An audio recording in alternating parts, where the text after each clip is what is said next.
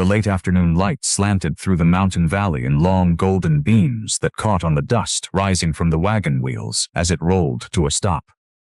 Leora stepped down slowly, one hand steadying herself against the rough seat, the other resting lightly over the front of her wool shawl.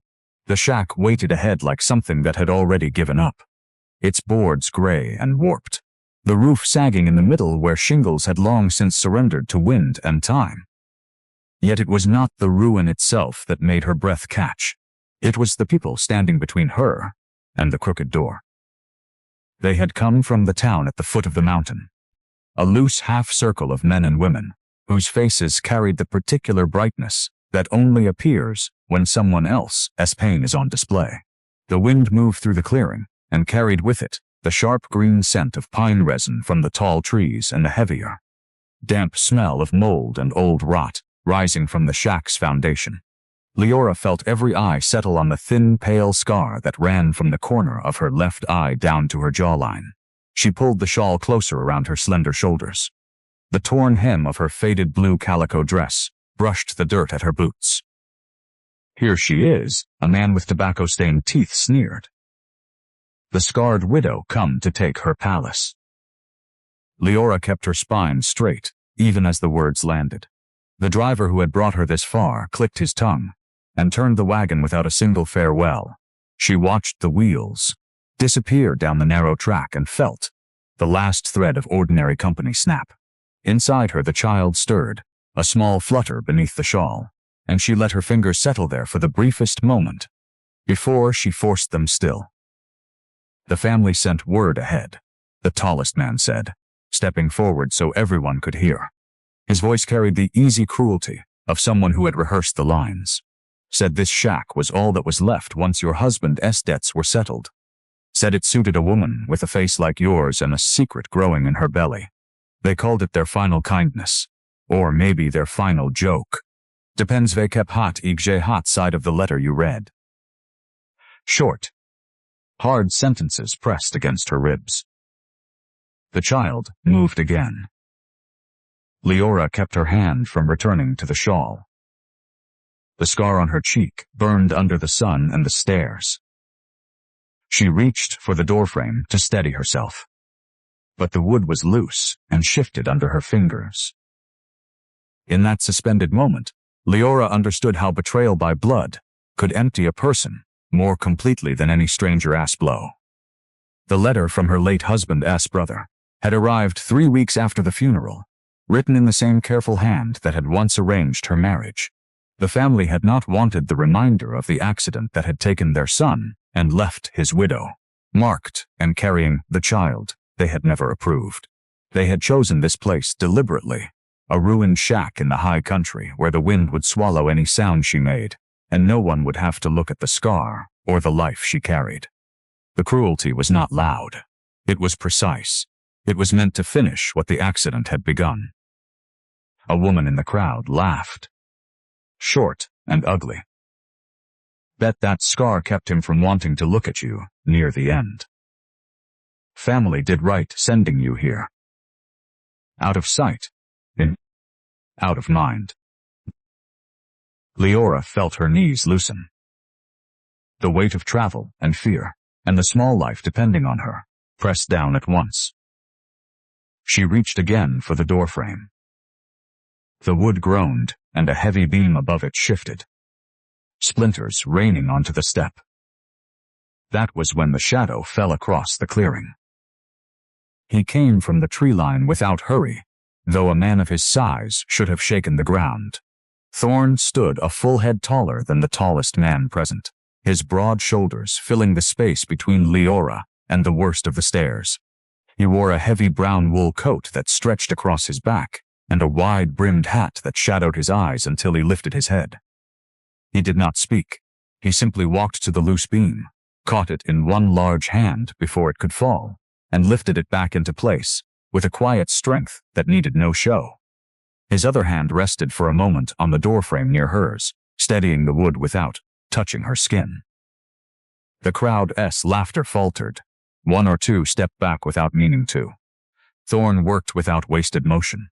The scent of wood smoke and leather and clean pine came from him, as he secured the beam with a length of rope pulled from his coat. When it was done, he tested it with a gentle push, then stepped back. His blue eyes met hers for the space of a single breath. He gave one slow nod. There are moments when kindness arrives without expectation and changes the entire weight of a day that had seemed beyond saving. If this story of a woman standing at the edge of everything and finding an unexpected hand has stirred something quiet inside you, Moat would be grateful if you liked it and subscribed, so we can keep walking this path together. Leave a comment below and tell me what you hope happens next for Leora and the child she carries. The townspeople drifted away in ones and twos, their voices low and uneasy. The tall man lingered longest, his eyes moving between Leora and the silent giant who had not moved from her side. Then he too turned and walked down the track toward town. The clearing fell into a silence broken only by the wind in the pines. Thorn checked the beam once more. His large fingers brushed the wood with surprising gentleness, as if apologizing to the old shack for the rough handling it had already endured. He glanced at Leora to be certain she stood clear of the work.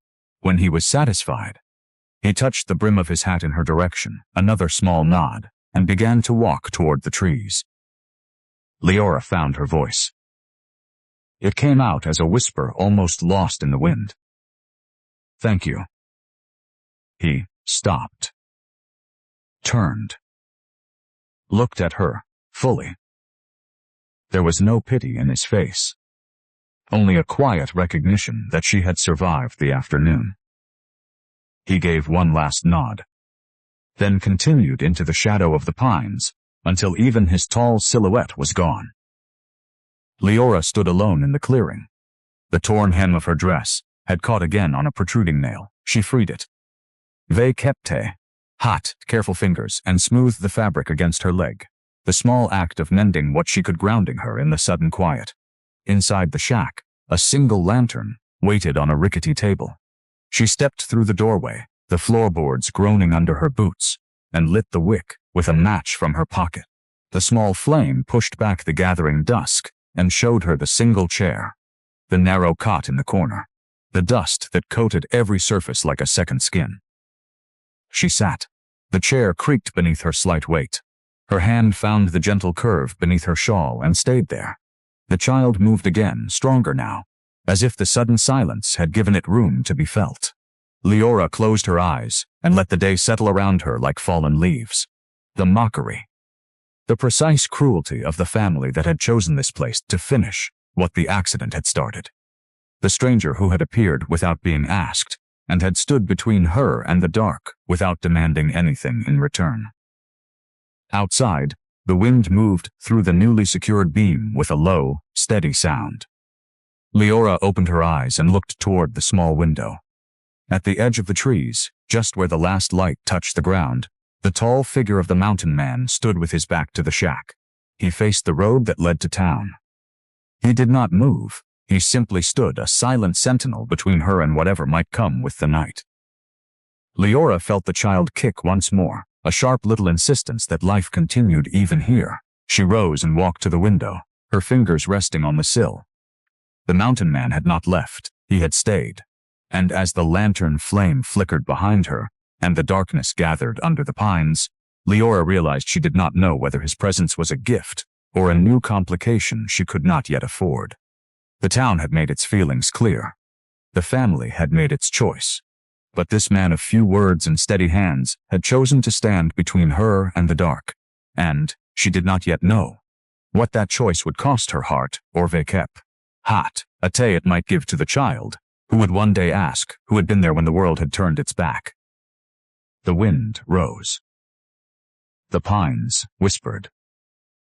And outside the window the mountain man remained, unmoving. While inside the shack, Leora stood with one hand on the glass and the other over the life she carried. Caught between the ending of one story and the beginning of another she could not yet name. Leora sat in the single chair, while the lantern flame trembled against the cracked glass and threw long, shifting shadows across the walls of the shack. The light caught on the thin, pale line of her scar and made it seem to move, as though the mark itself were alive and listening. Outside, the wind moved through the newly secured beam above the door, with a low, steady sound that was almost like breathing. She smelled dust and old smoke, and the faint green trace of pine that drifted in through the gaps in the boards. Her fingers rose without thought, and traced the scar from the corner of her eye down to her jaw, following the path the accident had left behind. Inside her, the child moved again, a small, insistent flutter beneath the shawl. Leora let her other hand rest there, palm flat and gentle, though she did not yet know how to name the feeling that rose with each tiny kick. The world had already shown her what it thought of broken things.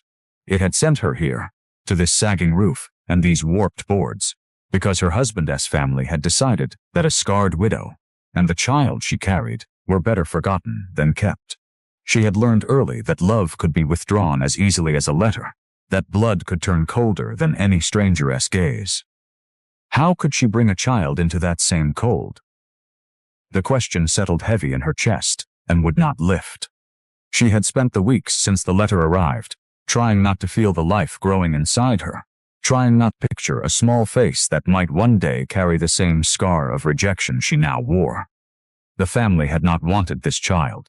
The town had laughed at the very idea of it. Even the wind seemed to whisper that she had nothing strong enough to offer. No home that was not already half ruined. No face that would not draw stares. The reluctance sat inside her like a stone she could not swallow and could not spit out. She rose slowly, the chair creaking under the shift of her weight, and crossed the few steps to the small window. Outside, the mountain man still stood at the edge of the trees. Thorn's tall silhouette was darker than the pines behind him, his shoulders broad against the last of the light. He had not moved far since he left her at the door. Every so often he turned his head slightly, as if listening to something she could not hear. The sight of him there, unmoving and silent, sent a small, unexpected warmth through the cold space beneath her ribs. It was not trust yet. It was only the memory of how his large hands had caught the falling beam without force. How his nod had asked nothing in return. Leora let her fingers rest on the windowsill. The wood was rough and splintered, but the beam Thorn had fixed no longer let the worst of the wind through. That small change, that one act of care she had not asked for, made the shack feel fractionally less like a place the world had thrown away. She turned back to the table and found a chipped enamel mug left behind on the narrow shelf. With the edge of her shawl, she wiped the dust from inside it, then set it upright again. The simple motion of cleaning what little there was gave her hands something to do that was not tracing old wounds. It was a small thing, but it was hers to do, and for a moment the act of making the space slightly more livable steadied the shaking that had lived in her since the wagon had left. She sat again. The lantern light softened the edges of the room, but could not soften the thoughts that circled. She thought of the child's father, of the way his hand had once covered hers in the wagon, before the world had overturned. That memory arrived without bitterness tonight, only with the quiet knowledge that he was gone, and she was left to decide what kind of mother she could be when every mirror and every townsperson had already told her she was marked. The reluctance was not hatred of the life inside her. It was fear that she would fail it the way the world had already failed her, that she would love it, and still not be enough to keep the cruelty from reaching it. The flame guttered as a stronger gust found its way through the boards. Leora leaned forward and adjusted the wick with careful fingers, protecting the small circle of light, the way she could not yet protect anything else. Outside, Thorn shifted his stance but did not leave. She could see the line of his shoulders and the way his coat moved with the wind. He had chosen to stand there without being asked, without speaking a single word of promise or demand. That fact sat beside her reluctance like two truths that refused to reconcile.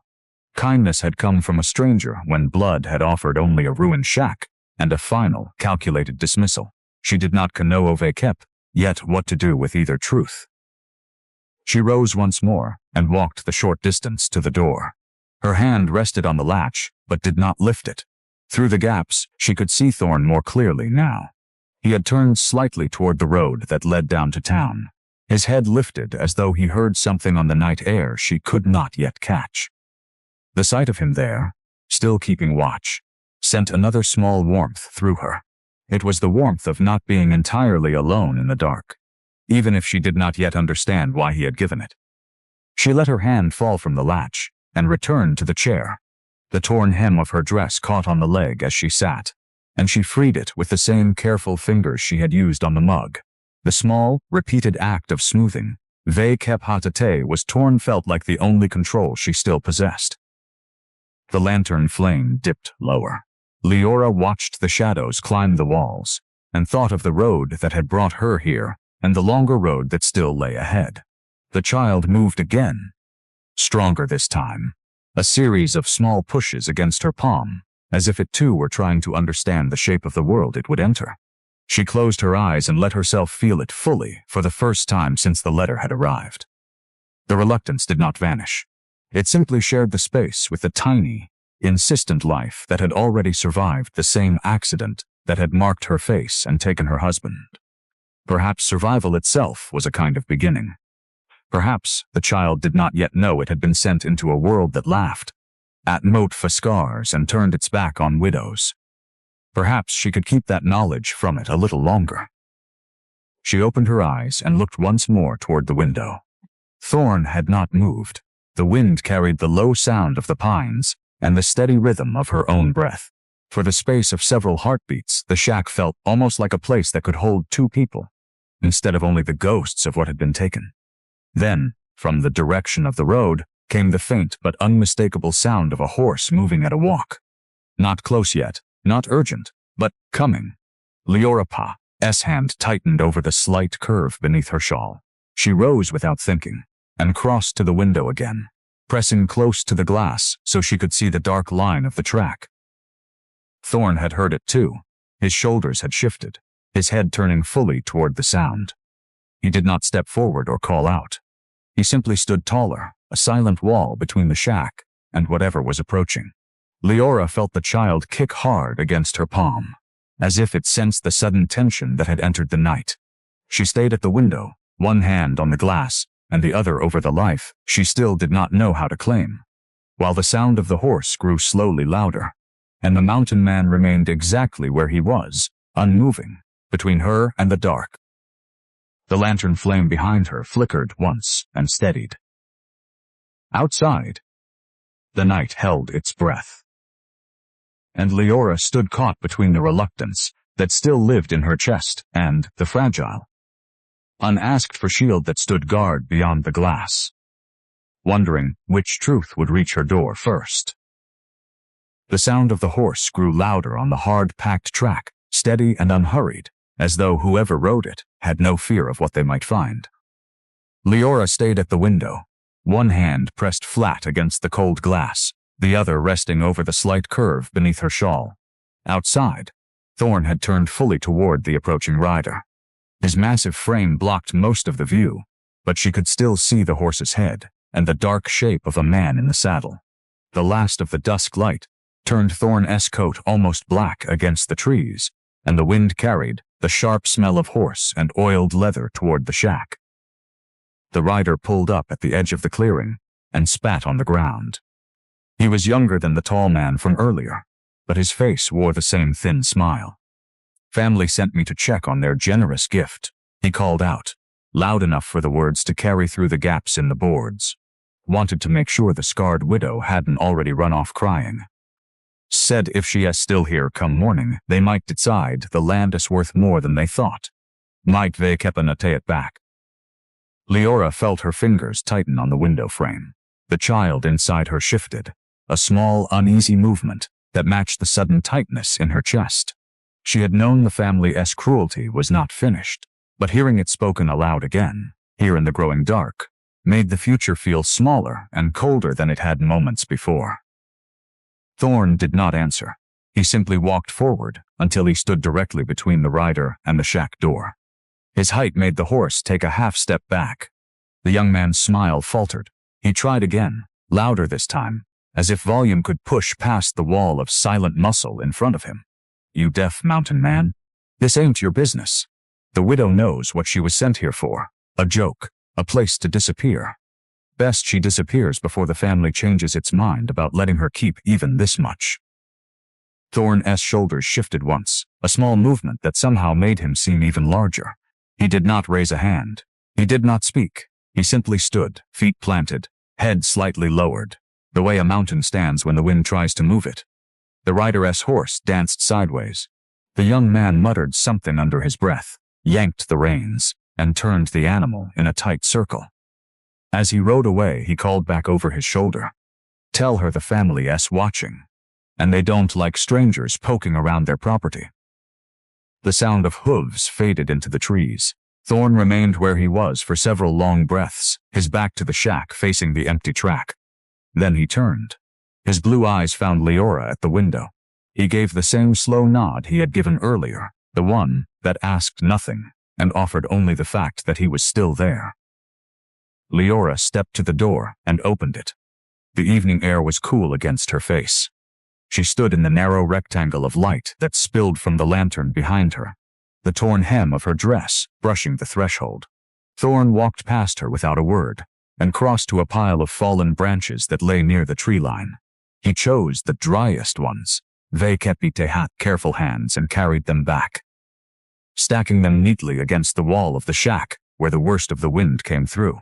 Each piece was placed so it would not tumble onto the path she walked. When the stack was high enough to last the night, he brushed his palms together and glanced once at the repaired beam above the door, checking his earlier work. The first small warmth came when he moved between her and the rider without being asked. The second came now. In the simple, practical way he built the woodpile, so she would not have to bend or struggle in the dark. The third came when he finished and turned to her again. He did not smile. He did not speak. He simply touched the brim of his hat with 2 fingers, a gesture so ordinary and so respectful that something tight behind Leora's ribs loosened by the smallest degree. She had spent months seeking only enough work and enough silence to survive until the child came. She had not expected anyone to offer help without demanding payment or pity in return.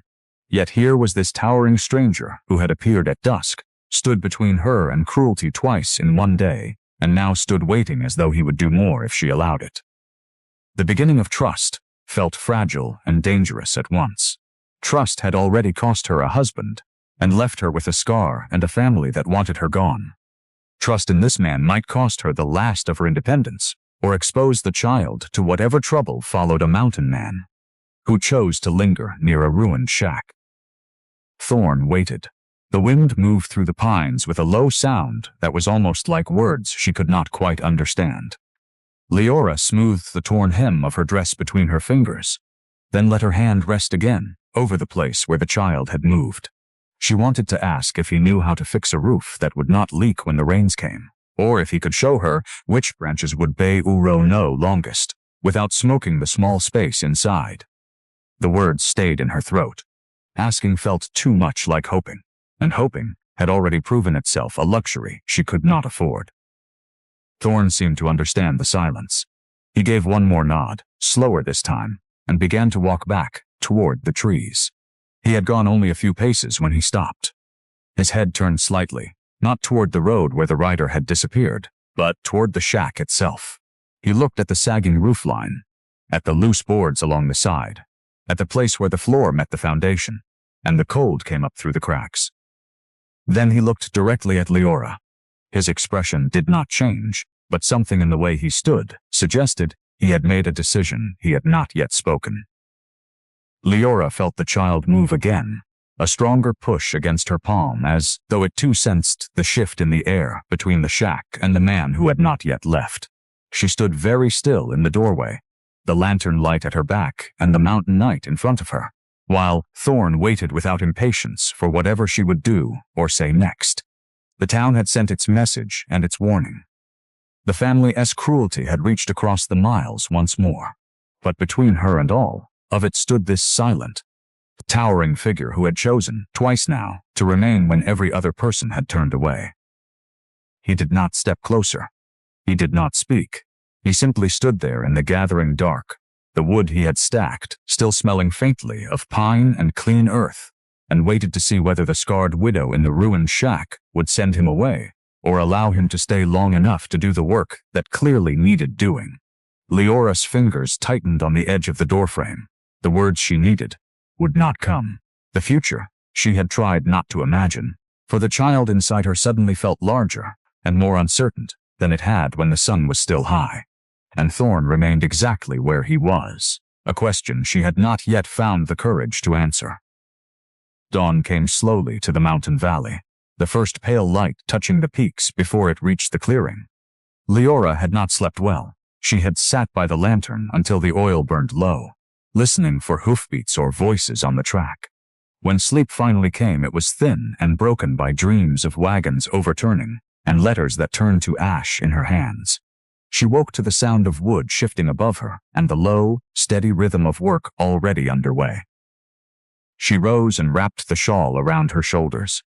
The torn hem brushed her ankles as she moved to the door. Outside, Thorn stood on an improvised platform of stacked logs and planks he must have brought from the trees during the night. He had removed his coat and worked in his flannel shirt, the sleeves rolled to his elbows. His broad back was to her, and in the growing light she could see the play of muscle across his shoulders as he lifted a new board into place on the sagging roof. His hands were enormous, the skin weathered and marked by years of labor, the knuckles thick, and the palms calloused from rope and axe and stone. Yet when he set the board and reached for a nail, those same hands moved with a surprising care, guiding the wood so it would not split, testing the fit before he drove the nail home, with 3 measured strikes of a hammer. Leora stood in the doorway and watched. The morning air smelled of fresh cut pine and damp earth, warming under the sun. She heard the solid sound of the hammer and the softer creak of the old roof accepting the new strength. The child inside her was quiet this morning, as though it too were listening to the steady work above. She smoothed the shawl over her belly with one hand, the gesture automatic and protective, while her other hand rested on the doorframe Thorn had steadied the day before. He had returned without being asked.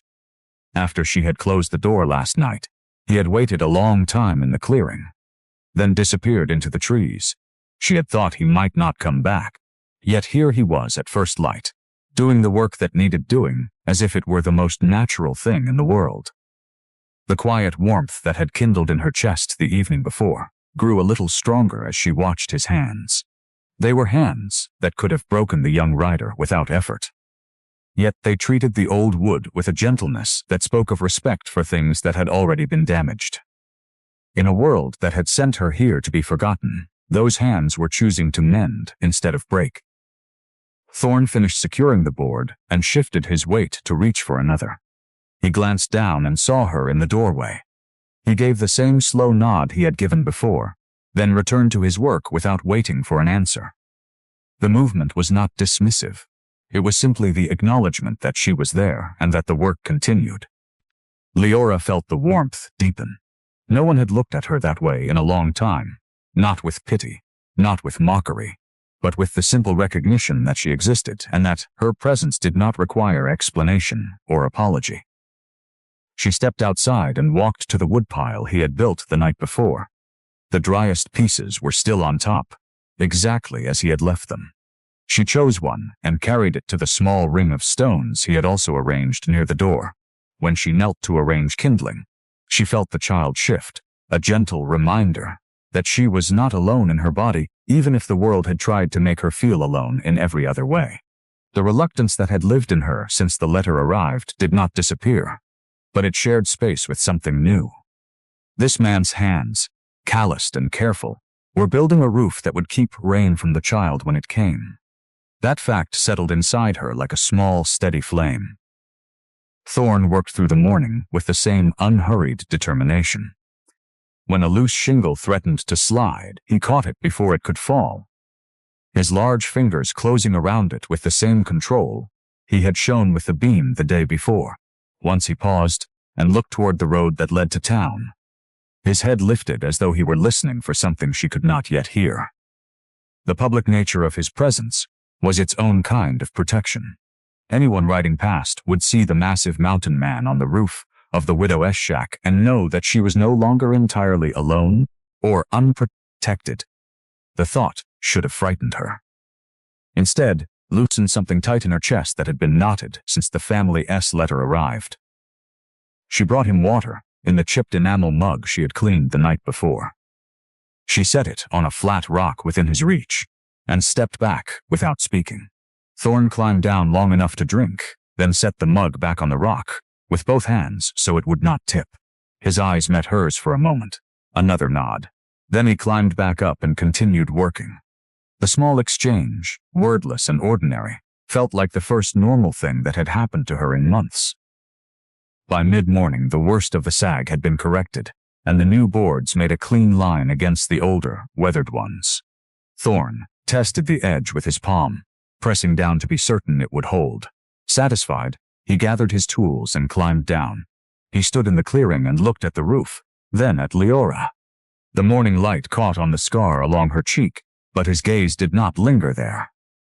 It rested on her face as a whole, as if he were seeing the woman rather than the mark the world had tried to make her. Leora felt the child move again, stronger this time. She placed her hand over the place and held it there. Thorn's eyes followed the motion. He did not speak or smile or offer any false comfort. He simply stood with his tools in one hand and looked at her with the same steady regard he had given the roof he had just repaired. In that look she saw no judgment for the life she carried or the scar she wore. She saw only the quiet certainty that the work was not yet finished and that he would return, if she allowed it. He touched the brim of his hat once more, the gesture smaller this time, almost private. Then he turned and walked toward the trees. Leora watched him go. The woodpile he had built stood ready. The roof no longer sagged in the middle. The doorframe he had steadied the day before no longer shifted when she touched it. Small changes, but they were changes that had not existed before he appeared. She stood in the clearing with the morning sun on her face and the torn hem of her dress brushing the new stack of wood. And for the first time since the wagon had left her here, she did not feel entirely at the mercy of the family as cruelty or the town as laughter.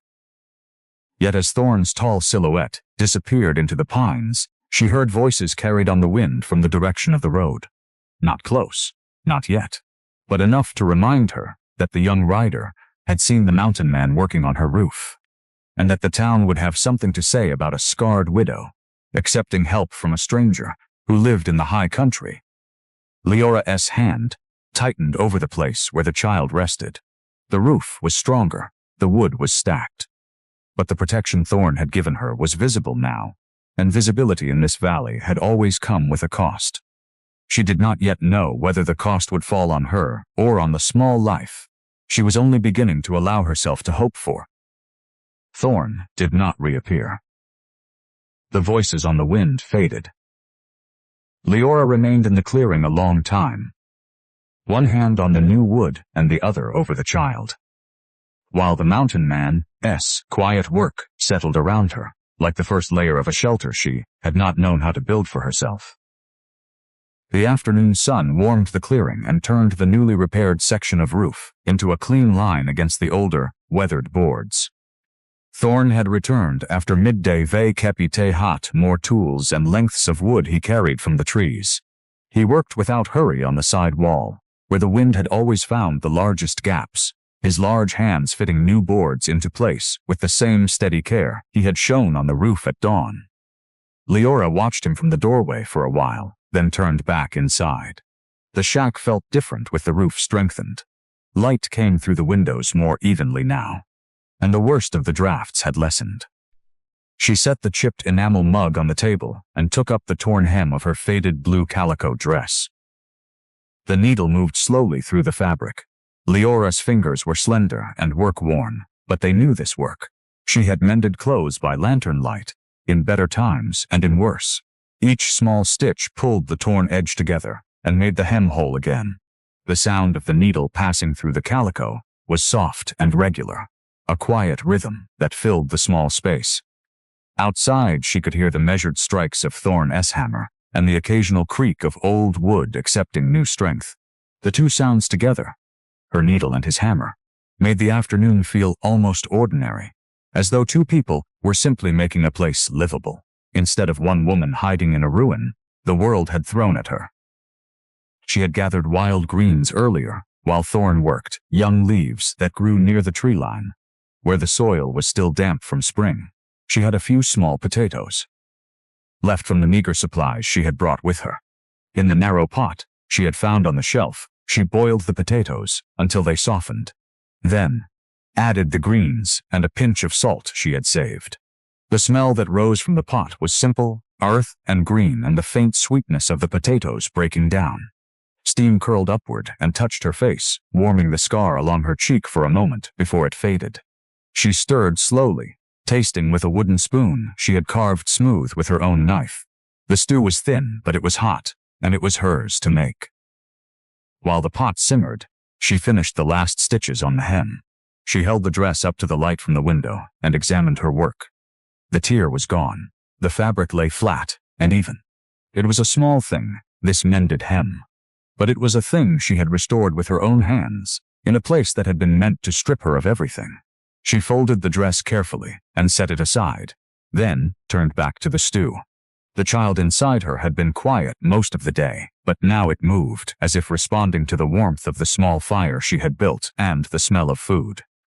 Leora rested one hand on the slight curve beneath her shawl and felt the movement fully. The reluctance that still lived in her did not vanish, but it shared the space with the simple act of preparing a meal that would nourish the life she carried.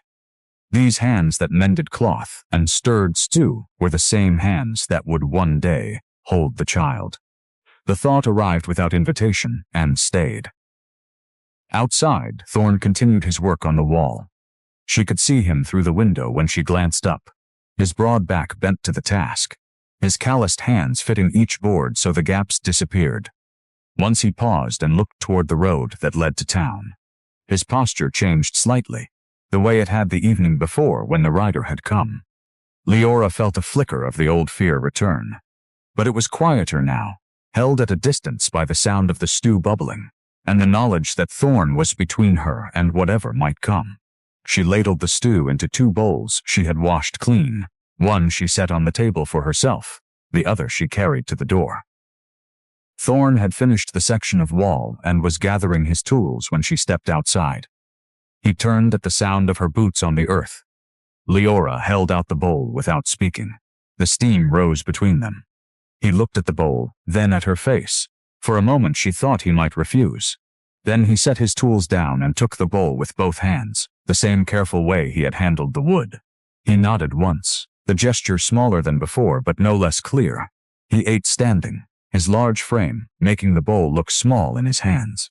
When he finished, he set the bowl back on the flat rock, where she had left the mug earlier, and touched the brim of his hat. Another nod. Then he returned to his work without asking for more or offering words she was not ready to hear. Leora ate her own portion inside, sitting in the single chair with the mended dress across her lap. The stew was warm and the greens tasted of the mountain air. Each spoonful steadied something inside her that had been shaking since the wagon had left her here. She had made this, with what little she had and with hands that the world had tried to call useless because of a scar. She had made warmth and food, and a small measure of dignity in a place built to take those things. The homemaking that had once been ordinary now felt like an act of quiet defiance. It was the same defiance that would be needed when the child came, the refusal to let cruelty define what she could offer. She rose and carried the empty bowl to the door. Thorn was still outside, checking the new boards on the wall with his palm. He turned when she appeared. Leora held out her hand for his bowl. He gave it to her without hesitation. Their fingers did not touch, but the space between them felt smaller than it had the day before. She took both bowls inside and washed them in the basin she had filled from the spring earlier. The water was cold and clear. She dried the bowls with the edge of her shawl and set them back on the shelf where they belonged. When she stepped outside again, the afternoon light had shifted. Thorn had moved to another section of the wall, farther from the door. He worked with the same steady rhythm, but his head lifted more often now toward the road. Leora followed his gaze and saw what he had already seen. 2 figures on horseback in the distance, not yet close enough to make out faces, but close enough that their presence was no accident. They rode slowly, as though they had all the time in the world to reach the clearing and See what the scarred widow and the mountain man were doing with a ruined shack that was supposed to have been a joke. Leora's hand moved to the mended hem of her dress without thought. The stitches held. The fabric was whole again. Outside, Thorn set down his hammer and stood to his full height, his broad shoulders blocking part of the view of the approaching riders. He did not move toward them. He simply stood between the shack and the road, the way he had stood between her and the young rider the evening before. The small pocket of warmth she had built inside Ve kept hot, needle and stew and careful hands remained. But it now shared the clearing with the knowledge that the town had not finished with her, and that every act of mending and every bowl of stew, shared with a stranger, made the target on her back more visible. She stayed in the doorway, one hand on the mended hem, and the other resting over the place where the child had moved earlier. Thorn did not look back at her. He kept his eyes on the road. The two riders slowed, but did not yet turn into the clearing. They were watching. Leora felt the warmth she had created inside the shack press, against the colder certainty that nothing she mended here would stay mended if the town decided the joke had gone on long enough.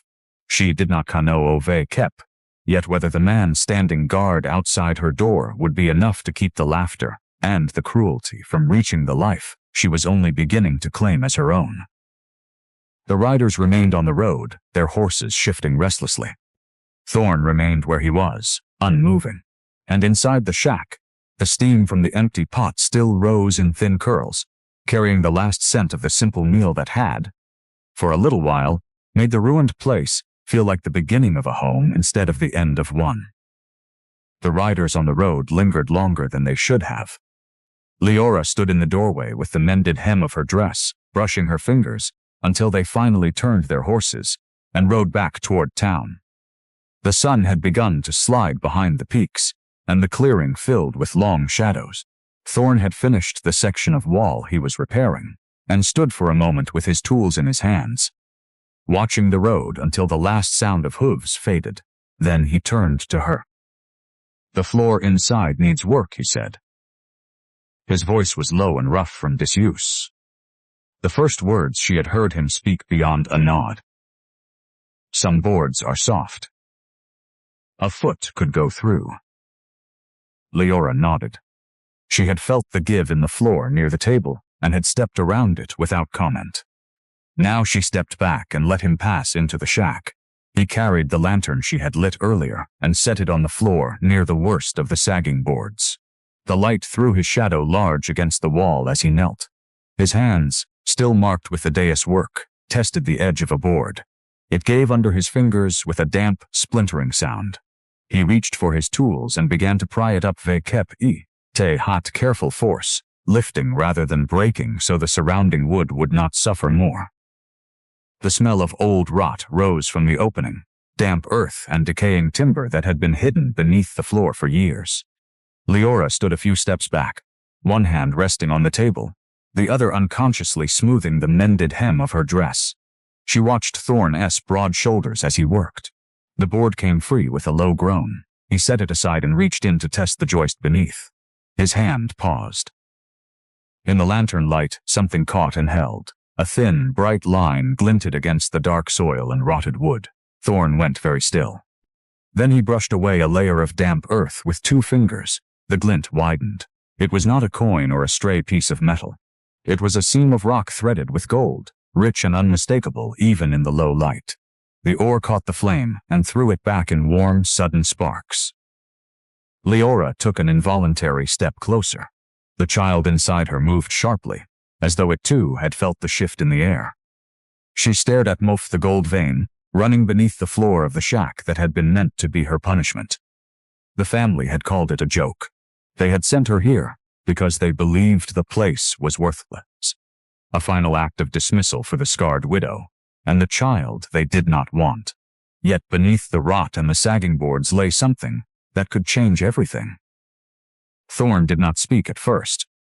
He covered the exposed seam with the flat of his hand, as if shielding it from the lantern light and from any eyes that might still be watching from the road. When he looked up at Leora, his blue eyes were steady but changed. The discovery had altered the weight in the small room. He reached for the board he had removed and set it back into place with deliberate care, hiding the glint again. Only then did he rise to his full height. "It's real," he said quietly. "Old claim. Maybe. Forgotten. The family never knew." Leora felt the words settle inside her chest.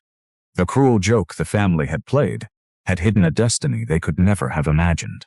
This ruined shack, this place they had chosen to break her, now held the means to protect the child she was still learning to claim. The warmth she had felt earlier while mending and cooking returned, stronger now, but it was threaded ve kep ite hat new fear. Gold did not stay secret in a valley where people already watched her too closely. The town that had laughed at Moat, fe her scar, and her widowhood, would not laugh if it learned what lay beneath her floor. They would want it. They would come for it. And the family that had sent her here might decide the joke had gone too far in the wrong direction. Thorn's hand remained on the board he had replaced, large and still. He looked at Moat Leora with the same quiet regard he had shown when he accepted the bowl of stew. There was no greed in his face, only the steady certainty that whatever happened next, she would not face it alone. He had already stood between her and riders twice.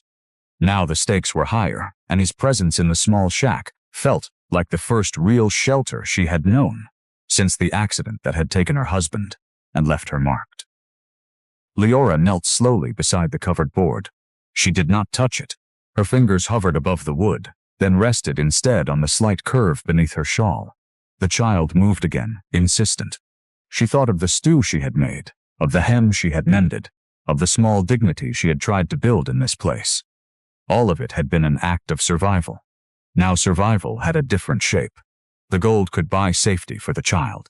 It could buy a real home, somewhere the family could not reach, and the town could not mock. But it could also bring the very cruelty she had tried to escape straight to her door. Thorn watched her without pressing. When she finally looked up, he gave a single slow nod. He lifted the board again just enough to confirm what they had seen, then set it back with the same care. From his coat he took a length of cloth and laid it across the seam before replacing the board completely. The gold disappeared from sight. Only the faint smell of damp earth remained. Outside, the wind moved through the newly repaired wall with a low sound. Leora rose. Her legs felt unsteady beneath her. Thorn steadied her with one hand at her elbow, the touch brief and respectful. He did not speak of what they would do next. He simply stood between her and the door, his massive frame filling the small space while the lantern light played across the scar on her cheek and the mended hem of her dress. The discovery had changed everything, and nothing at once. The shack was still the place the family had chosen to discard her, but beneath it lay the means to turn that discard into something the child could inherit with pride instead of shame. Leora felt the weight of that truth press against her ribs. She also felt the old fear return, sharper now. The riders had already seen Thorn working here. If anyone suspected what lay beneath the floor, the laughter would turn to something harder and more dangerous. Thorn's hand remained near hers, not touching, but close enough that she could feel the warmth of it. He looked toward the window, then back at her. His expression was unreadable, but the set of his shoulders said he would not leave her to face what came next alone. Leora placed both hands over the place where the child rested and closed her eyes for a moment. When she opened them, Thorn was still there. The gold was hidden. The future that had seemed so certain in its cruelty now held a secret that could either save them or destroy the fragile shelter they were building board by careful board. Outside, the wind rose. Somewhere on the road that led to town, a horse whinnied. Leora and Thorn stood in the lantern light of the small shack, the hidden gold between them and the world that had tried to break her, while the child inside her moved again, as if it already knew that everything had changed. Night settled over the mountain valley like a heavy wool shawl. Inside the shack, the small fire Thorn had built in the stone ring crackled and popped, sending thin curls of smoke up through the newly repaired roof. The lantern sat on the table, its flame turned low to save the oil. Leora sat on the single chair pulled close to the fire. The mended hem of her dress lay across her lap. She had not spoken since they covered the gold again. The discovery sat between them like a third presence, bright and dangerous and impossible to ignore. She stared into the flames. The gold vein beneath the floor changed everything and nothing at once. The family had sent her here believing the shack was worthless, a final cruel joke to finish what the accident had started. Now that same shack held the means to give the child a future the family could never have imagined. Yet, the very thing that could save them was also the thing that would draw every greedy eye in the valley. She had seen the way the riders lingered on the road. She had heard the laughter that followed her scar and her widowhood. Gold would not soften those voices. It would sharpen them. Leora's hand moved to the place where the child rested. The movement inside her was stronger tonight, as though the little one sensed the shift in the air. She whispered the fear that had been building since Thorn's hand first brushed the glint of ore. "They will come for it," she said, her voice low and unsteady in the small space. "The town, the family. Once word spreads that there is gold under this floor, they will not leave us in peace. They will say the land is theirs. They will say Moat have no right." And the child, her voice caught. She swallowed and tried again. "The child will be in the middle of it. Moat cannot protect it from that. Moat have nothing strong enough." The fire popped. A small spark rose and died. Leora traced the scar on her cheek with one fingertip without realizing she did it. The mark felt hot under her touch, the same way it had when the townspeople had stared at her on the day she arrived. She had spent months trying to make herself small enough that the world would forget her. Now, the world would have a reason to remember. Thorn had been sitting on the floor near the fire, his long legs folded, his back against the wall he had repaired earlier. He had listened without interrupting. When she fell silent, he moved. It was not a sudden movement. Everything he did was measured. He reached across the short distance between them and covered her hand with his own. His palm was broad and warm from the fire, the skin calloused from years of mountain work, yet the weight of it was gentle. He did not squeeze. He simply let his hand rest over hers, his fingers spanning hers completely, as though the size of his hand could shield her from what was coming. Leora felt the warmth of it travel up her arm and settle somewhere behind her ribs. The touch was not demanding. It was not pity. It was a promise made without words. In that moment, she understood what it cost him. Thorn had lived alone in the high country, for reasons he had not shared. He had chosen solitude the way other men chose company. Now he was choosing to stay. He was choosing to stand between her and whatever the gold would bring. He was choosing to risk the peace he had built for himself, so that a scarred widow and the child she carried would not face the valley alone. The sacrifice was quiet and complete, and it sat in the space between their hands like something sacred. She did not pull away. For the first time since the wagon had left her in the clearing, she allowed herself to lean into the strength of another person. The firelight caught on the scar along her cheek and softened its edge. It caught on Thorn's weathered face and on the steady blue of his eyes. He did not speak of the danger or promise that everything would be well. He simply pete his hand over hers and let the weight of it say what words could not.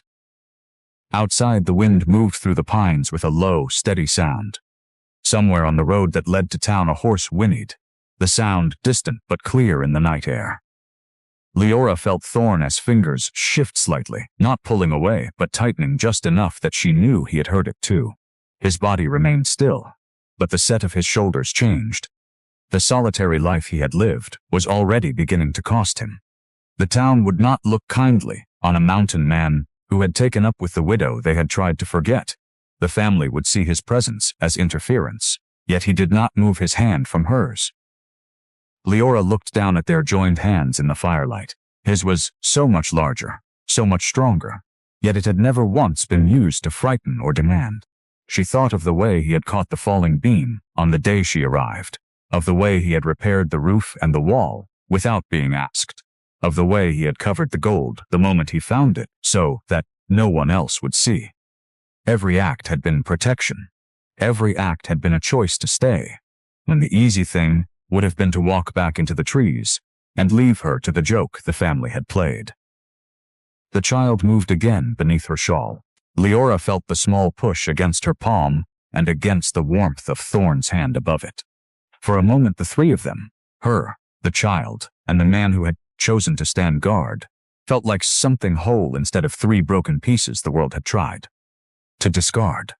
The fear did not let leave her, it simply shared the space with the fragile, unexpected safety of his hand covering hers. Thorn's thumb brushed once across the back of her hand, the gesture so small she might have imagined it.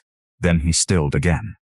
Outside, the wind carried another sound, the faint creak of leather, and the low murmur of voices that did not belong to the night. They were not close yet, but they were coming. Leora felt Thorn's hand remain exactly where it was, steady and warm and unyielding. He had already given up the solitude he had guarded for years. Now he was ready to give more, if that was what it took to keep the gold secret and the child safe. She did not ask him to stay. She did not tell him to go.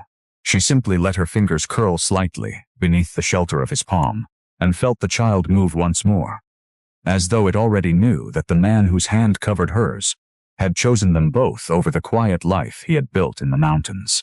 The fire crackled. The wind rose, and outside the shack the first distant voices of the night grew slowly louder, while Thorn's hand remained over hers.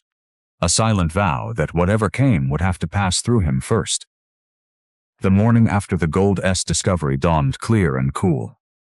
Leora woke to the sound of Thorn moving quietly outside, checking the new boards on the wall, as though the night's vow had changed nothing and everything at once.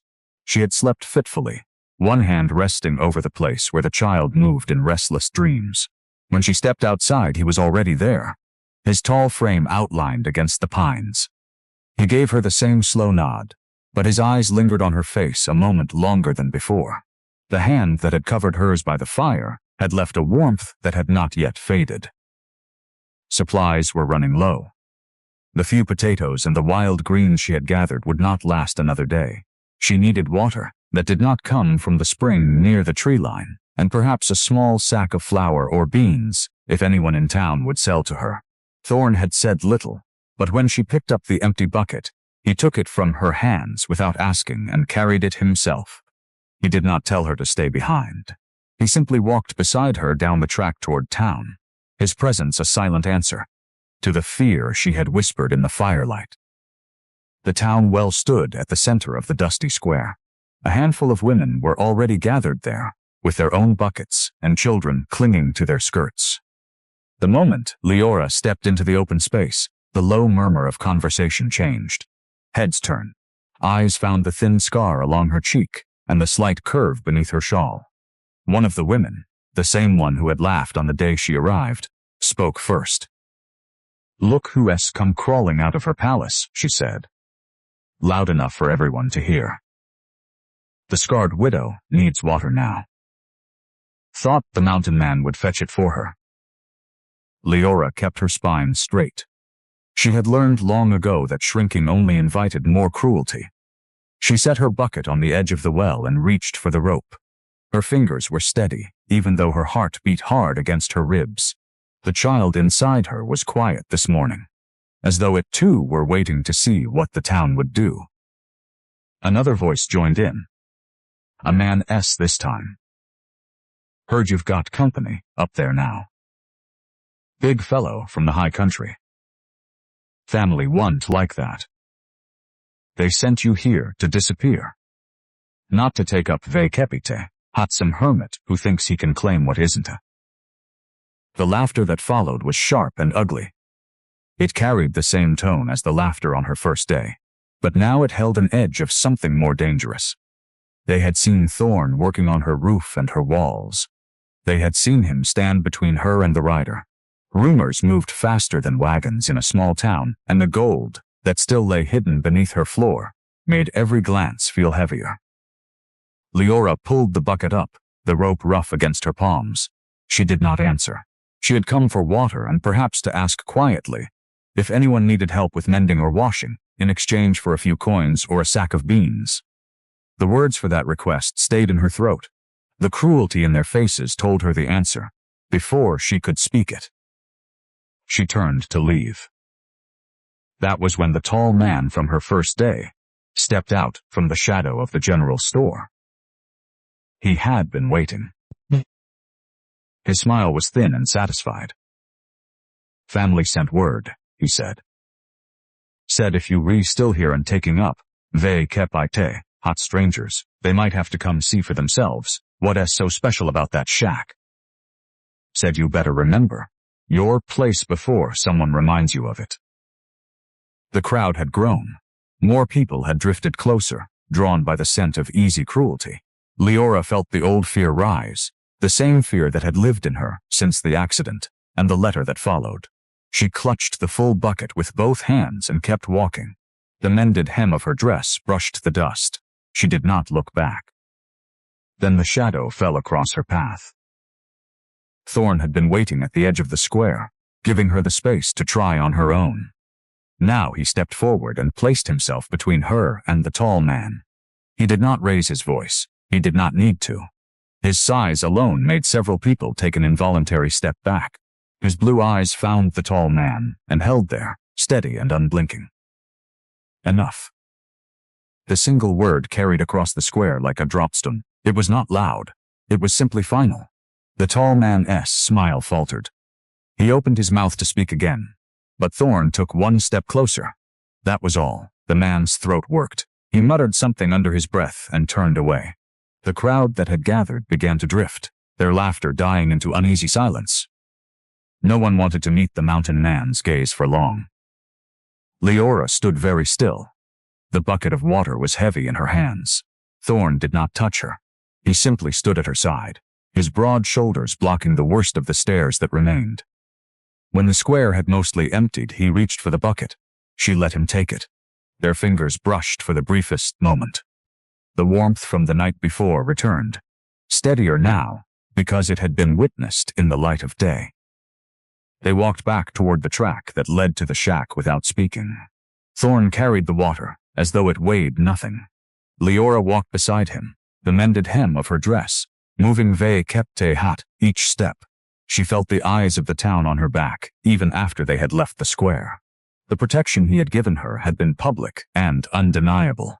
It had also marked her more clearly as someone who ve kept belonged to the mountain man's care. The family would hear of it. The town would talk. The gold beneath the floor would become even more dangerous, because people were already watching the two of them together. Yet as they walked, Leora felt something else beneath the fear. Thorn had not hesitated. He had not asked if she wanted his help. He had simply appeared when the cruelty became too much, and had ended it with a single word and his presence. The solitary life he had chosen was costing him more with every passing day, and still he chose to pay that cost for her and for the child she carried. The thought settled in her chest, like the warmth of his hand the night before. When they reached the clearing, Thorn set the bucket down near the door. He looked at her for a long moment. His eyes held the same steady regard he had shown when he covered her hand by the fire. He did not speak of what had happened in town. He simply touched the brim of his hat once, the gesture smaller than before, almost private, and turned toward the trees, as though he meant to give her space again. Leora watched him go. The water he had carried would last another day. The protection he had given her in the square would not be forgotten by anyone who had seen it. She placed one hand over the place where the child rested, and felt the small movement beneath her palm. The future that had seemed so certain in its cruelty now held both the hidden gold and the man who had chosen to stand between her and the town that wanted to finish the joke the family had started. Thorn paused at the edge of the pines and looked back. For the first time since he had appeared on the day she arrived, Leora lifted her hand in a small, hesitant wave. It was not much. It was only enough to say that she had seen what he had done, and that she had not turned away from it. Thorn nodded once more, then disappeared into the trees. Leora remained in the clearing, with the bucket of water at her feet, and the mended hem of her dress brushing the dust, while the voices of the town still echoed in her mind, and the child inside her moved as though it already understood that the man who had protected them both had changed the shape of their days in ways she was only beginning to name. The day after the confrontation at the well passed in a strange suspended quiet. Leora spent the morning gathering more wild greens near the edge of the clearing and mending a small tear in one of the blankets she had found in the shack. The mended hem of her own dress brushed against her ankles as she worked. Thorn had returned at Moat first light and was reinforcing the new section of wall he had built the day before. He worked without speaking, but every so often his eyes lifted toward the road that led to town. The protection he had given her in the square had changed the air between them. It had also changed the way the valley watched them both. She was kneeling near the woodpile, folding the mended blanket, when she heard the soft sound of footsteps on the path. Not the heavy tread of a man or the creak of wagon wheels. These were lighter, so hesitant. Leora looked up. A boy stood at the edge of the clearing. He could not have been more than 8 or 9. His clothes were ragged at the cuffs and knees, the fabric faded from too many washings and too little care. His hair was dark and too long, falling into his eyes. He carried a small bundle of sticks tied with a piece of twine. He did not call out or wave. He simply stood there, watching her with wide, curious eyes that held none of the cruelty she had seen in the square the day before. Leora rose slowly, she ka-epete, her hands visible and her movements gentle. The scar along her cheek felt suddenly more noticeable under the morning light, but she did not lift her hand to cover it. The boy took one small step closer, then another. His gaze moved from her face to the mended hem of her dress and back again. There was no mockery in his expression, only a quiet, open curiosity, the kind that belonged to children who had not yet learned to look away from what others called broken. "You re the lady from the shack," he said at last. His voice was soft, almost shy. "The one they say the family sent here as a joke." Leora felt the old sting of those words, but the boy's tone held no laughter. She nodded once. Moat A.M. He shifted the bundle of sticks in his arms. "They say you have a scar. That it makes you ugly. But it does to look ugly to me. It looks like a story." The simplicity of it caught her off guard. She had braced for cruelty and found instead this small, ragged boy who saw the mark on her face and named it a story instead of a flaw. Something warm and unexpected stirred low in her chest. It was the same place that held her fear for the child she carried. For the first time since the accident and the letter that followed, she felt the dormant longing to mother rise without the heavy weight of reluctance pressing it down. She knelt again so that her eyes were level with his. The movement made the child inside her shift gently. Leora rested one hand on her belly without thinking and offered the boy a small smile. "What is your name?" "Eli," he said. He took another step closer. "They call me the ragged one at the schoolhouse. Because my clothes are always torn, and Mott T have a mother to fix them. My pa works the mine and does he come home much?" Leora felt the words settle inside her like a small stone dropped into still water. This boy was an outcast too, marked by the same town that had marked her. Yet he had walked here on his own, carrying sticks he perhaps meant to offer or trade. And he had looked at Motfi, her scar, and seen a story worth hearing instead of a reason to turn away. She reached into the small basket beside her and took out one of the wild greens she had gathered. It was not much, but it was what she had. She held it out to him. "Would you like something to eat while you rest?" Eli's eyes widened. He took the green with careful fingers, as though it were something precious. He ate it slowly, savoring the taste of the mountain. When he finished, he wiped his hands on his ragged trousers and looked at her again. This time his shy smile appeared, small and genuine. "You re kind," he said. "They didn't tell me that part. They only said you were scarred and that the mountain man was dangerous. But you don't look dangerous." and he fixed your roof. Mot etave cape him working from the trees yesterday. He's big, but he moves like he's trying not to break things. Leora felt the warmth in her chest grow. This child had seen Thorne's careful strength and her own quiet efforts, and had named them kindness instead of threat. The town's cruelty had not yet reached him fully. Or perhaps he had simply chosen not to carry it. Either way, his gaze had found the worth in both of them, when others had chosen to see only what they could mock. She stood and brushed the dirt from her knees. The mended hem of her dress caught the light. Eli noticed it and pointed with one small finger. "You fixed that," he said. "The tear is gone. My trousers have tears like that. Pa says I should learn to fix them myself. But the needle always slips." Leora felt the stir of maternal instinct strengthen.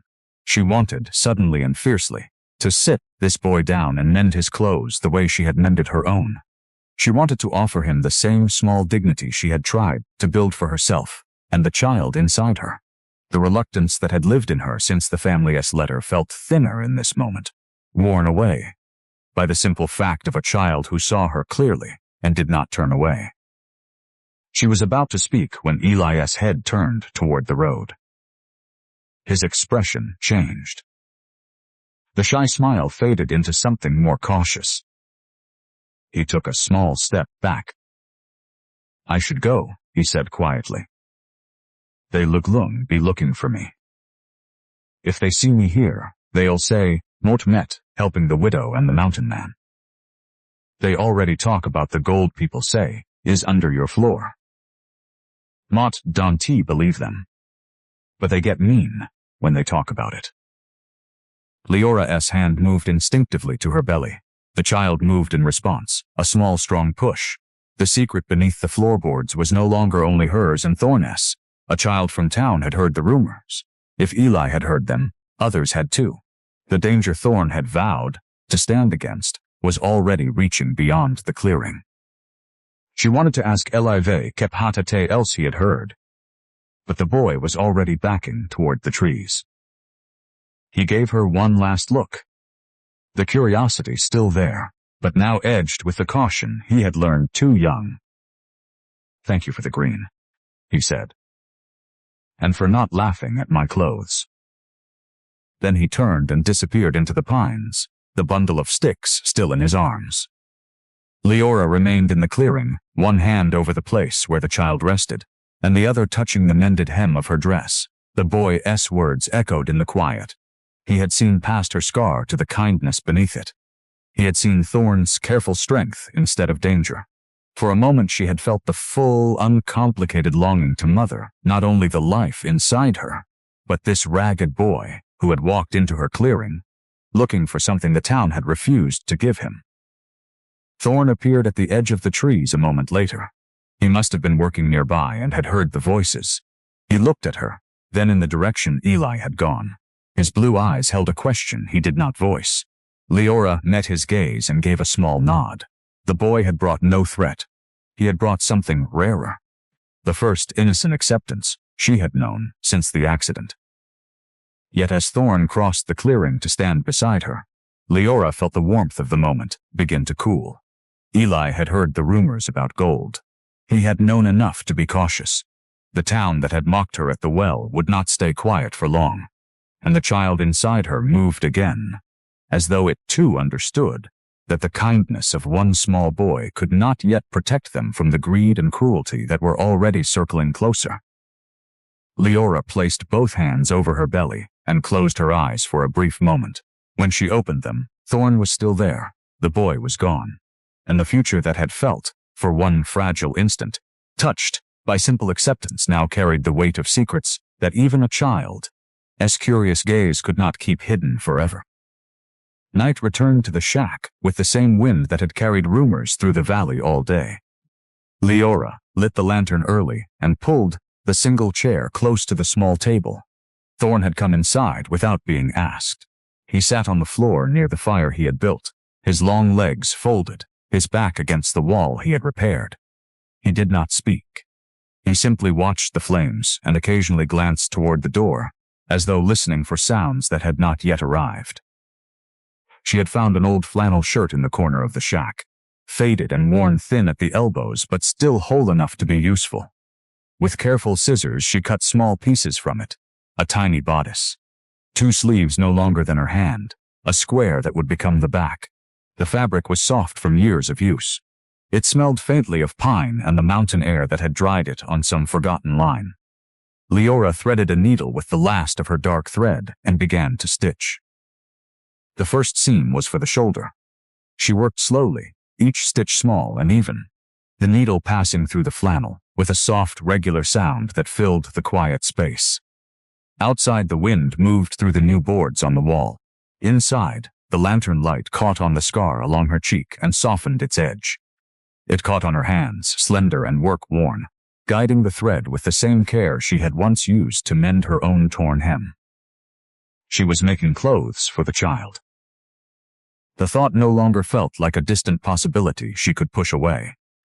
After the boy, Eli had stood in the clearing and looked at her scar as though it were a story worth hearing. Something inside Leora had shifted. The reluctance that had lived in her since the family's letter had not vanished, but it had loosened its grip. She could no longer pretend the life inside her was only a burden the world had forced upon her. It was also a life that would need small, soft clothes.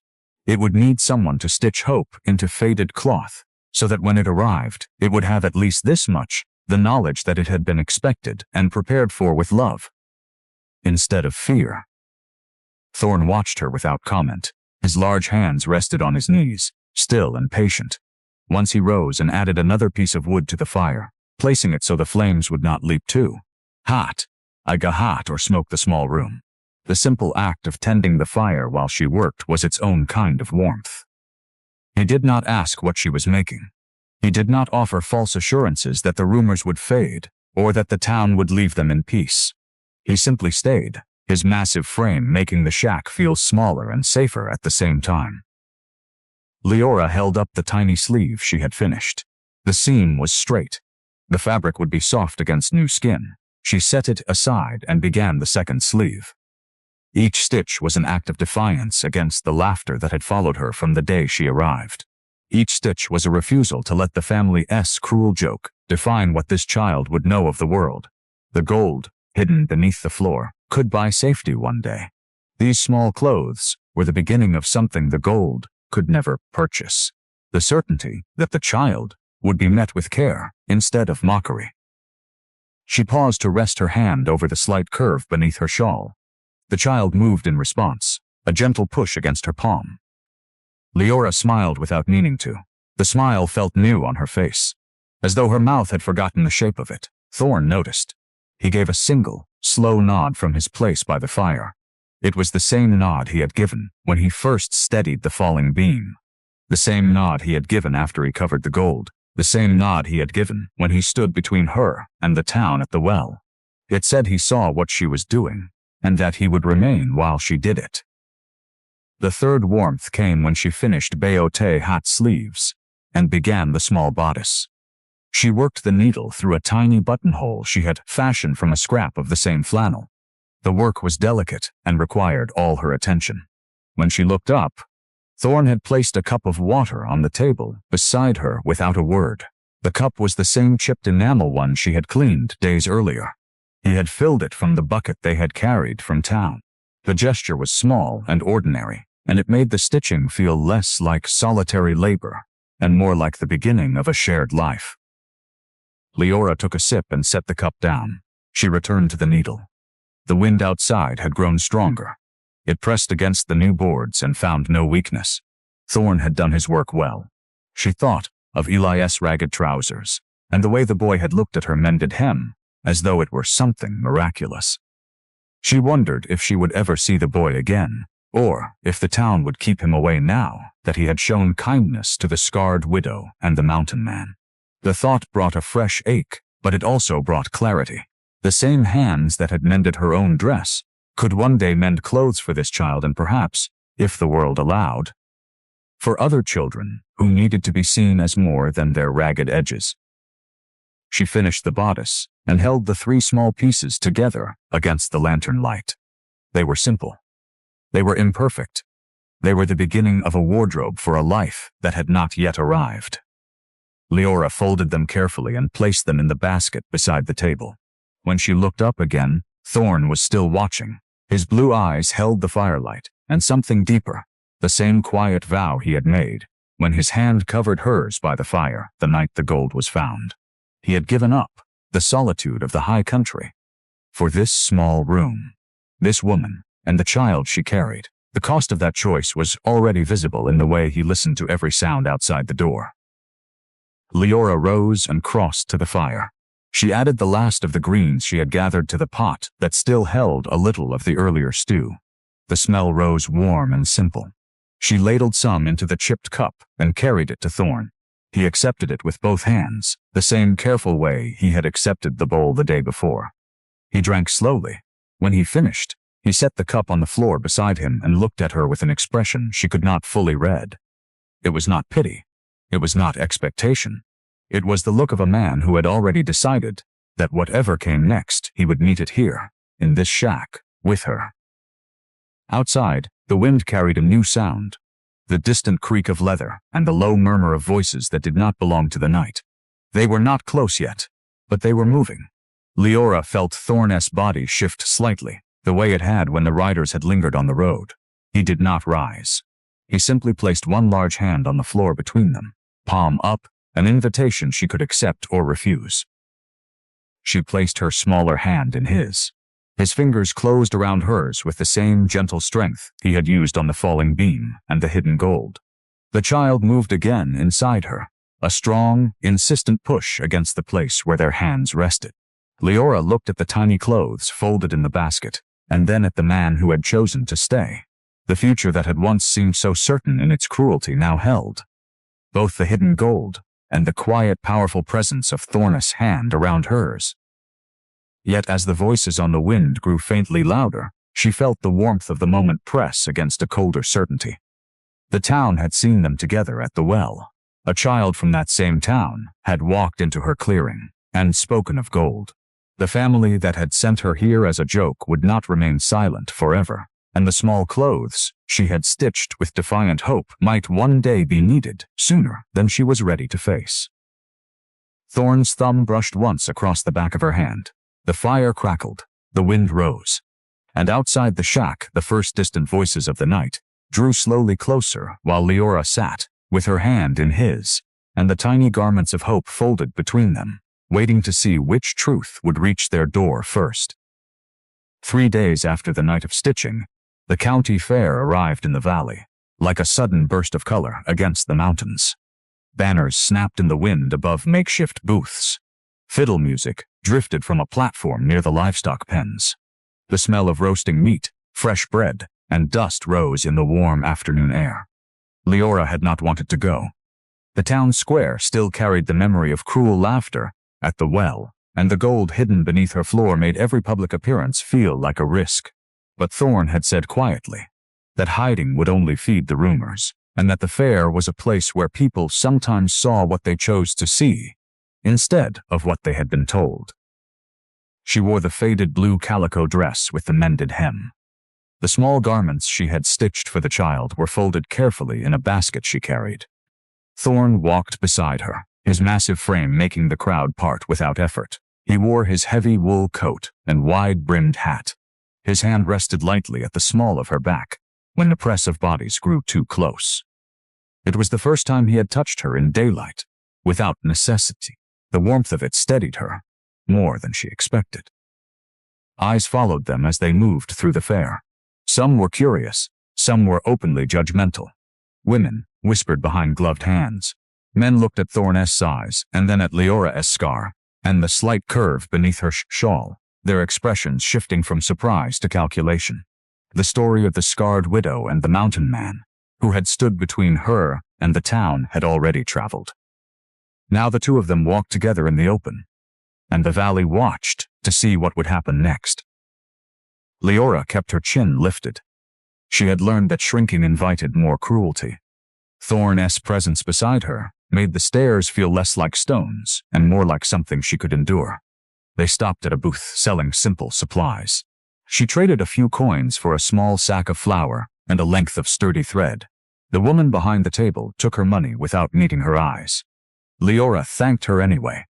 The words Zeoet te her nothing, and reminded her that she still had dignity even when others chose not to see it.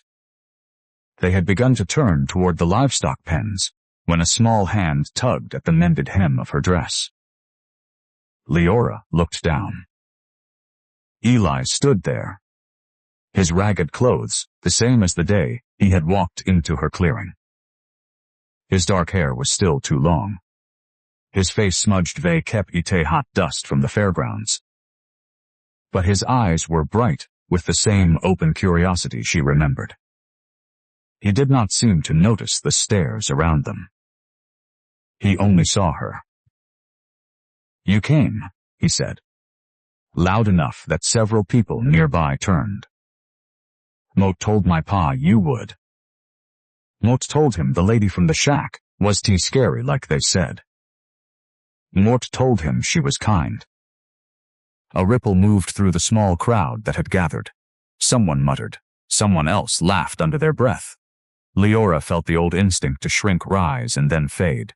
She knelt, so that her eyes were level with Is, the same way she had in the clearing. The child inside her shifted gently, as though it too recognized the boy, who had seen worth where others had seen only a scar.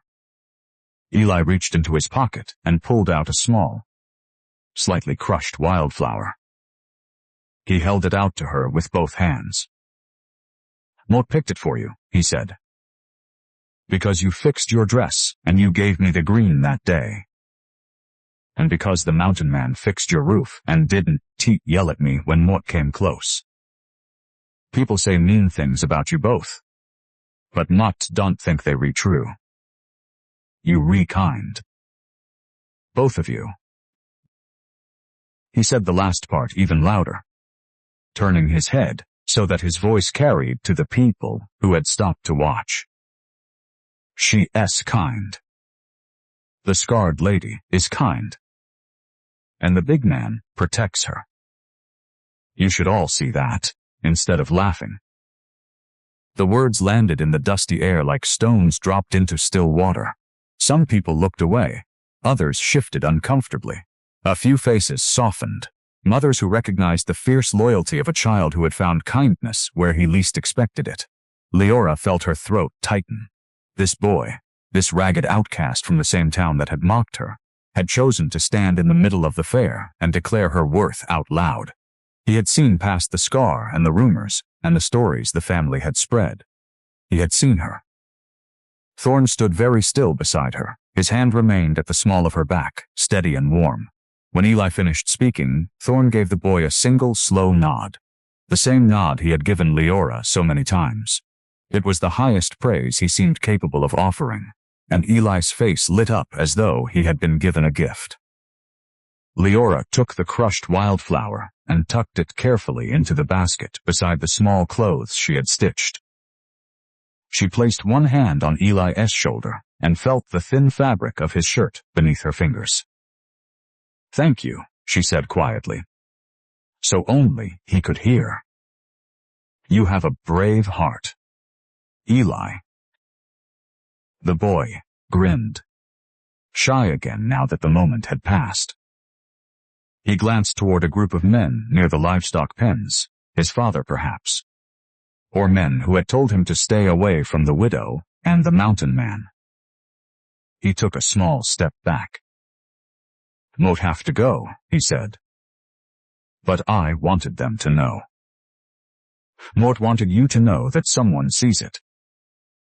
Then he turned and disappeared into the crowd, his ragged form swallowed by the press of bodies and the swirl of fair activity.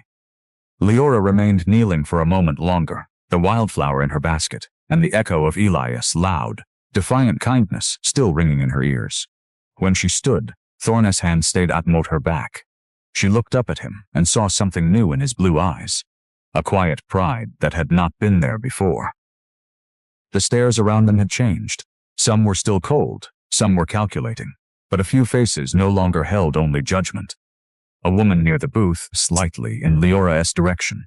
An older man touched the brim of his hat. The public affirmation from a child had not erased the cruelty or the rumors about gold. But it had cracked something open in the valley's view of her. For the first time since she had stepped off the wagon into the clearing, Leora felt seen as more than the scarred widow the family had tried to discard. Yet as they turned to leave the fairgrounds, she felt Thorna's hand tighten slightly on Motfuff her back. His gaze had shifted toward a cluster of men near the edge of the square. One of them was the tall man from the well. He was watching them with an expression that held no laughter now, only interest and something colder. Beside him stood another man Leora did not recognize, but whose fine coat and careful posture suggested he was not from the valley. The family's reach had extended even here. Leora placed her free hand over the place where the child rested. The small garments she had stitched for it were still in the basket, along with the wildflower a boy had given her, because he had seen kindness instead of a scar. The validation had been real. It had been public. But it had also made them more visible than ever. Thorn guided her toward the path that led back to the shack, without a word. His presence remained steady at her side. Leora walked with the mended hem of her dress, brushing the dust and the crushed wildflower tucked safely in her basket, while the valley that had once laughed at her now watched in uneasy silence. And the child inside her moved as though it already understood that one boy's brave voice had changed something, but not yet enough to keep the coming storm from their door. The fair had left a residue of uneasy silence on the valley. Leora and Thorn walked back to the shack as the sun dropped behind the peaks. The crushed wildflower Eli had given her tucked safely in the basket, beside the small clothes she had stitched. The tall man and the stranger in the fine coat had watched them leave. Their eyes had held calculation rather than laughter, and that was somehow more frightening. When they reached the clearing, Thorn checked the new boards on the wall and the repaired roof one last time, before following her inside. Night came early and cold. The wind pressed against the shack with more force than it had in days. Leora built the fire higher than usual and pulled the single chair close to the hearth. Thorn sat on the floor again, his back against the wall, but closer than he had been the night she stitched the tiny garments. The lantern burned low on the table. The only sounds were the crackle of the flames and the low moan of the wind through the pines. For a long time neither of them spoke. The events of the fair sat between them.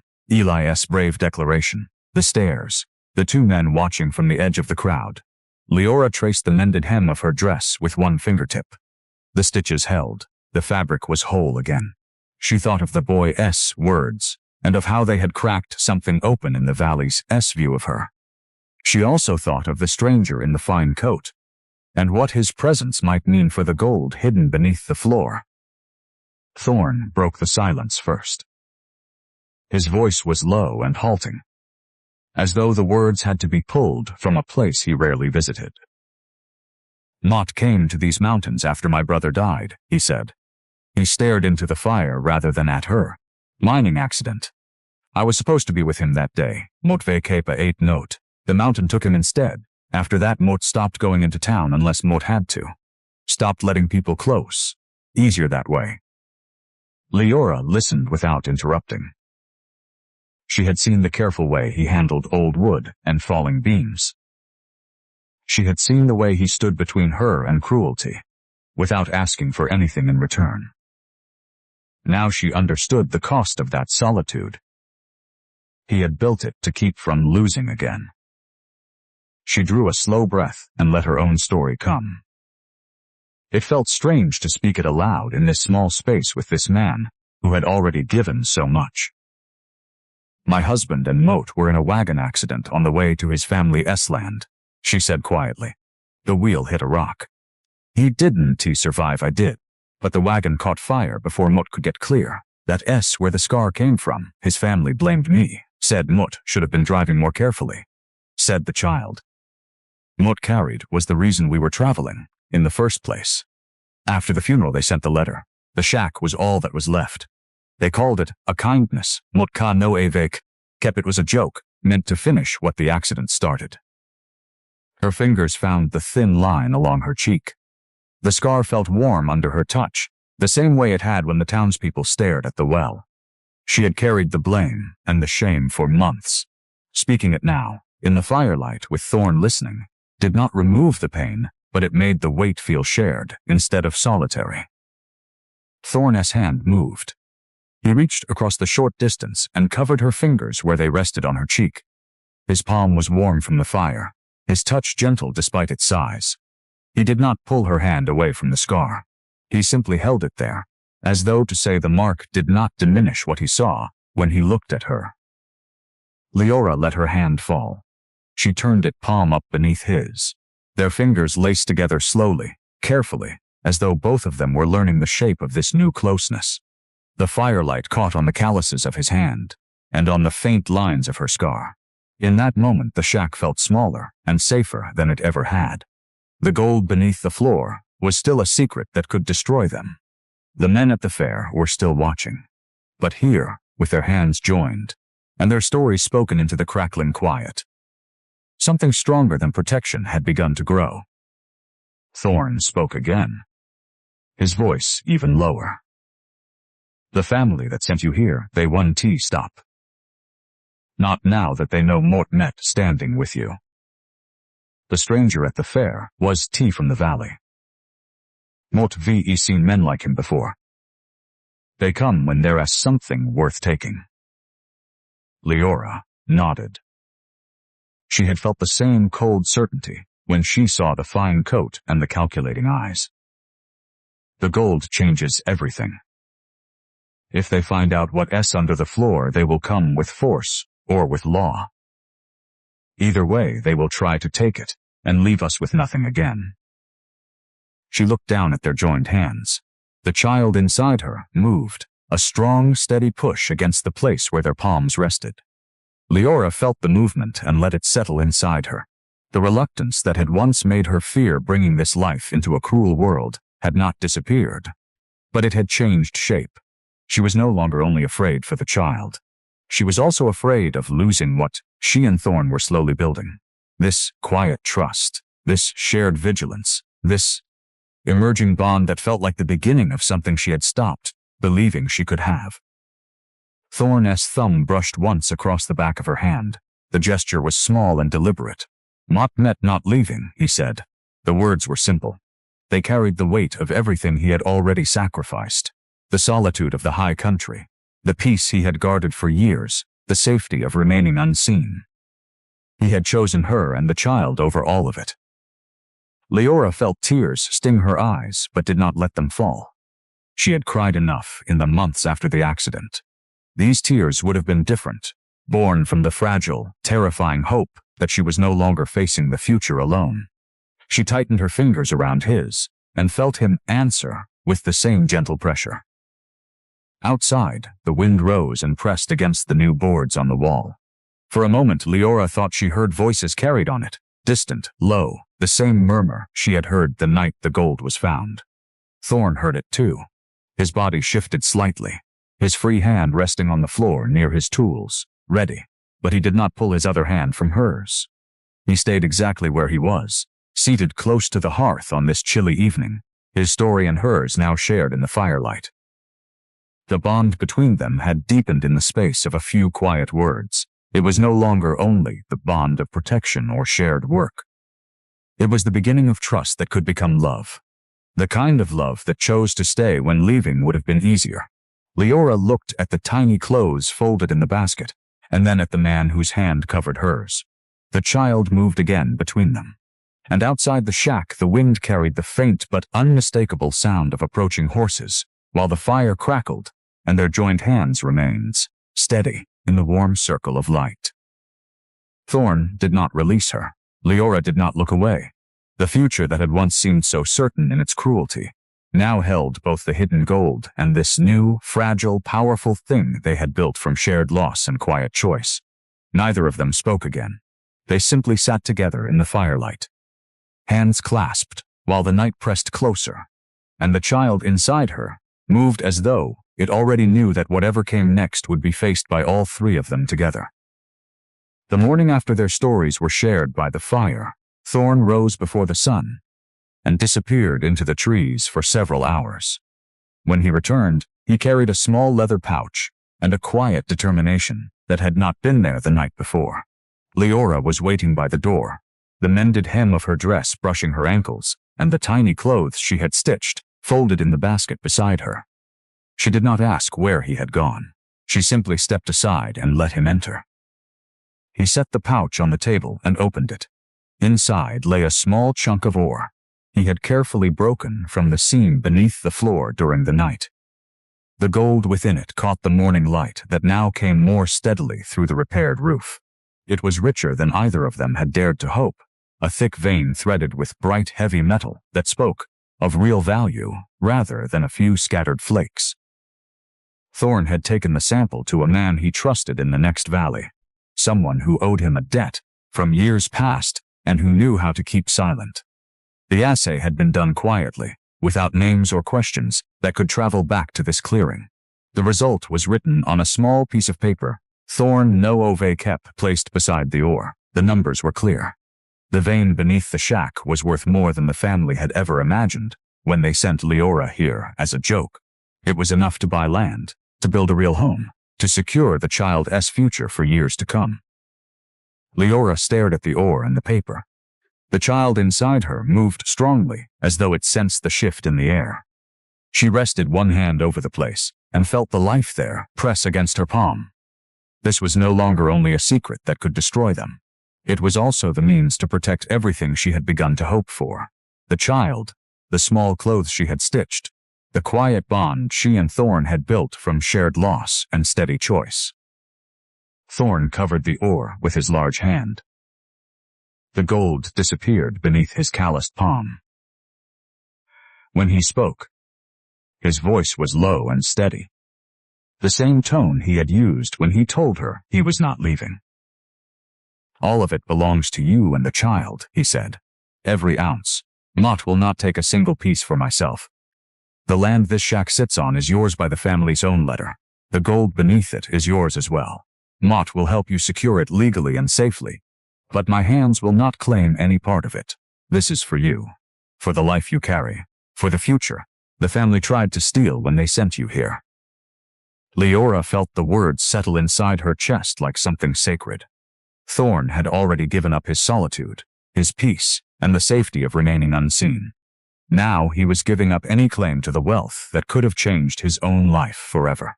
He was choosing instead to stand as guardian and nothing more.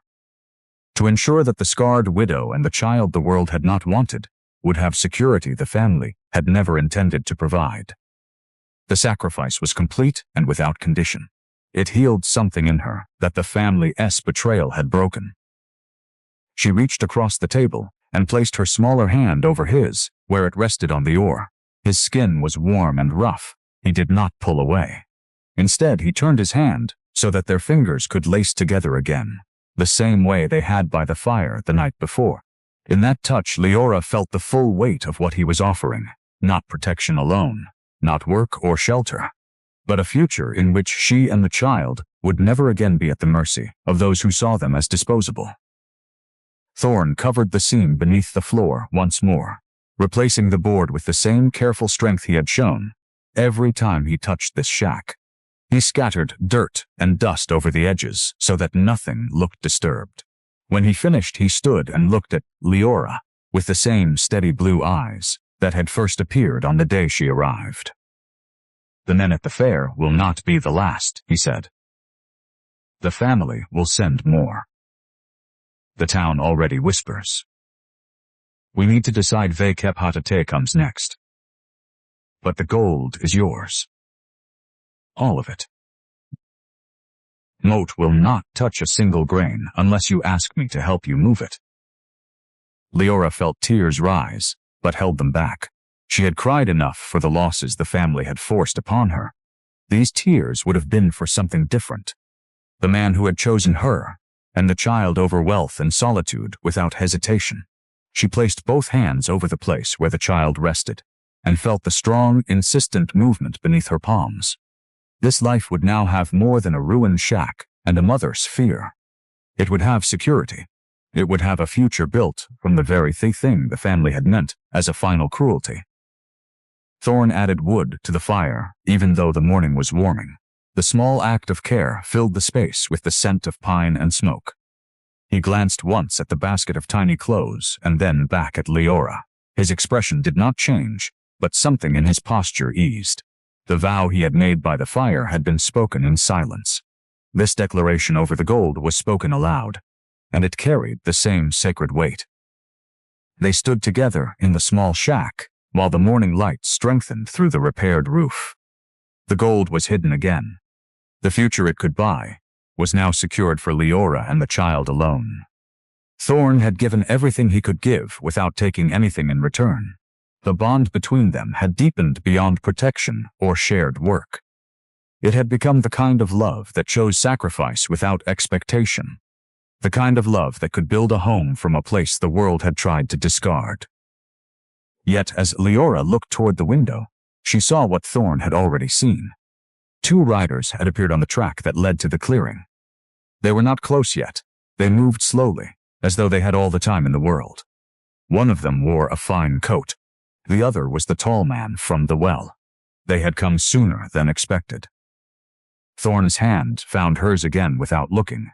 His fingers closed around hers with the same gentle strength he had used on every beam and every hidden seam. Leora felt the child move once more between them. The gold beneath the floor could secure their future, but the men on the road could take it all, if they discovered what lay hidden. Thorn did not release her hand. Leora did not step away. They stood together in the morning light of the small shack, the tiny clothes folded in the basket and the gold safely concealed, while the riders drew closer, and the future they had begun to build from sacrifice and shared stories waited to see whether it would be allowed to stand. The riders on the track had not come all the way to the clearing that morning. They had stopped at the edge where the pines met the open ground, watched for a time, and then turned back toward town. Thorn had stood in plain sight until they disappeared. His size and stillness had been enough. Leora had remained inside with one hand over the child and the other resting on the basket that held the tiny clothes she had stitched. The gold stayed hidden. The secret stayed safe for one more day. By afternoon, the sky had cleared to a soft, high blue. The wind that had carried rumors and threats for days finally gentled. Sunlight warmed the new boards on the wall and the repaired section of roof. Inside the shack, the air smelled of pine and the faint sweetness of the stew Leora had warmed earlier. She stepped outside with the basket of small garments and sat on the low bench Thorn had built from leftover wood near the door. The mended hem of her blue calico dress brushed the ground as she settled. Thorn worked nearby, splitting more wood for the coming nights. His broad back moved with steady rhythm, the axe rising and falling with controlled power. He had said little since the riders turned away, but his presence filled the clearing the way it always did, quiet, solid, and completely hers. Leora watched him for a while, the tiny clothes in her lap. She picked up one of the small sleeves she had stitched and ran her fingers along the seam. The stitches were even. The fabric was soft. She had made these for the child with hands that had once only mended what was torn. The baby kicked. It was not the gentle flutter she had grown used to. This was strong and insistent, a series of firm pushes against her palm as though the life inside her had decided. It was time to be felt fully. Leora's breath caught.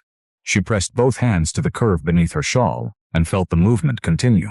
Strong, healthy, alive. For the first time since the family S letter had arrived, she did not feel only fear or reluctance. She felt something fierce and tender rise in its place. Thorn set the axe down and crossed to her without being called. He lowered himself onto the bench beside her, his massive frame making the wood creak. He did not speak. He simply placed his large hand on the bench between them, palm up, an offering. Leora covered it with her own smaller one. His skin was warm from work and the sun. His fingers closed gently around hers. The baby kicked again, harder this time. Leora laughed softly, a sound she had not made in months. The laugh surprised her. It felt like something breaking open inside her chest that had been locked since the accident and the betrayal that followed. She looked at Thorn and saw the same steady blue eyes that had first appeared on the day she arrived in the clearing. He had stood between her and every cruelty the valley had offered. He had refused the gold that could have made him wealthy. He had shared his own losses by the fire and had chosen to stay when leaving would have been safer. He had become her anchor without ever asking to be. The last of her reluctance melted. It did not vanish in a single moment. It simply loosened its final hold as the child moved strongly beneath her hands, and Thorn's presence filled the space beside her. She had been afraid to love this life because the world had shown her only rejection and loss. She had been afraid to hope because hope had already cost her a husband and left her scarred and alone. But here, in the warm afternoon light, with the shack made livable by Thorn's hands and the tiny clothes she had stitched with her own, the fear no longer had room to stay. Leora lifted Thorn's hand and placed it gently over the place where the child kicked. His palm was broad enough to cover most of the curve. The baby responded immediately, pushing against the new warmth, as though it already recognized the man who had chosen them both. Thorn's eyes widened slightly, the only sign of surprise he ever allowed himself. Then his expression softened into something Leora had not seen before. It was not quite a smile. It was deeper. It was the look of a man who had already given everything and was still willing to give more. She leaned into him without thinking. Her shoulder rested against his arm. The solid strength of him steadied her in a way words never could. The child continued to move between their hands, strong and insistent and alive. Leora closed her eyes for a moment and let herself feel it all. The fierce, tender love for the life she carried, the quiet, unshakable love for the man who had become her anchor, and the fragile, defiant hope that the future might actually belong to them, instead of to the family that had tried to discard them. Thorn did not move his hand from her belly. He sat kept at her in the afternoon sun while the wood he had split dried in the light and the tiny clothes waited in the basket. The wind that had carried threats for so many days now carried only the scent of pine and warm earth. For these few stolen moments, the clearing felt like the beginning of a home instead of the end of one. Yet even in the peace, Leora felt the weight of what still waited. The riders had turned back today, but they would return. The stranger in the fine coat had seen them together at the fair. The town already whispered about the gold. The family that had sent her here as a joke would not stay silent when they learned their discarded widow no ove kep had protection and the means to build a real future. Thorn's thumb brushed once across the back of her hand where it rested on her belly. The small gesture said everything he did not put into words. He was here. He would remain. The sacrifice he had made over the gold and the vow he had spoken by the fire were not empty. They were the foundation of the life the child would enter. Leora opened her eyes and looked at the man beside her. The scar along her cheek no longer felt like the mark of everything she had lost. It felt like the mark of everything she had survived to reach this moment. The child kicked again, strong and certain. Thorn's hand stayed steady over the movement, and in the warm afternoon light of the clearing, with the tiny clothes waiting and the gold hidden safely beneath the floor, Leora finally allowed herself to believe that this life inside her was not a burden the world had forced upon her. It was a gift she had chosen to embrace. The riders would come again. The town would talk. The family would try to take what they had already given away. But here, with Thorn's hand over the child, and the fierce, tender love she now felt for both of them, filling every space that fear had once occupied, Leora knew she would fight for this future with everything she had left. Thorn turned his head slightly and looked toward the road. His body tensed in the way it always did when he sensed something shifting. Leora followed his gaze. In the distance, just where the track disappeared into the trees, a single rider had appeared again. He was alone this time. He did not wear a fine coat. He carried no obvious threat, but he was coming. Leora felt the child kick once more, as though it too had sensed the change.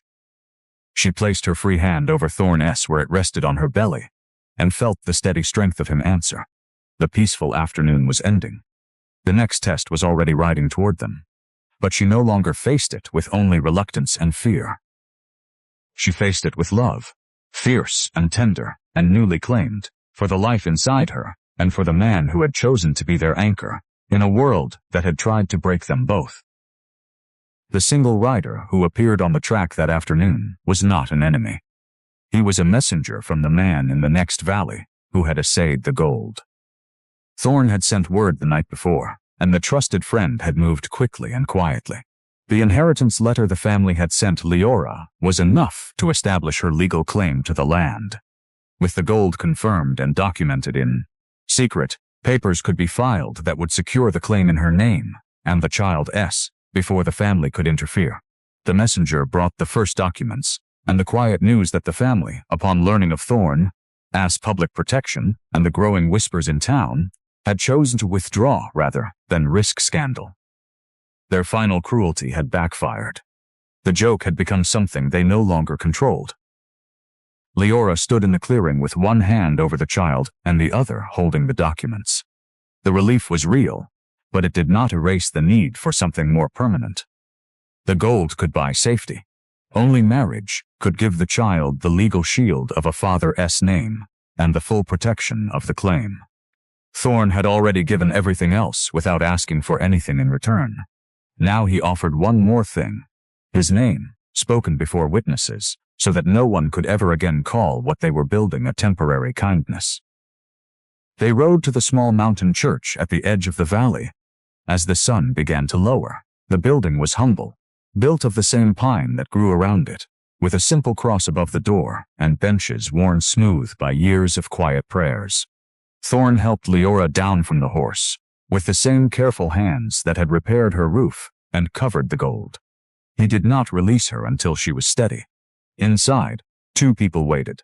The minister, who had married couples in these mountains for 30 years, and Eli, the boy who had walked into her clearing and declared her kindness to the entire fair.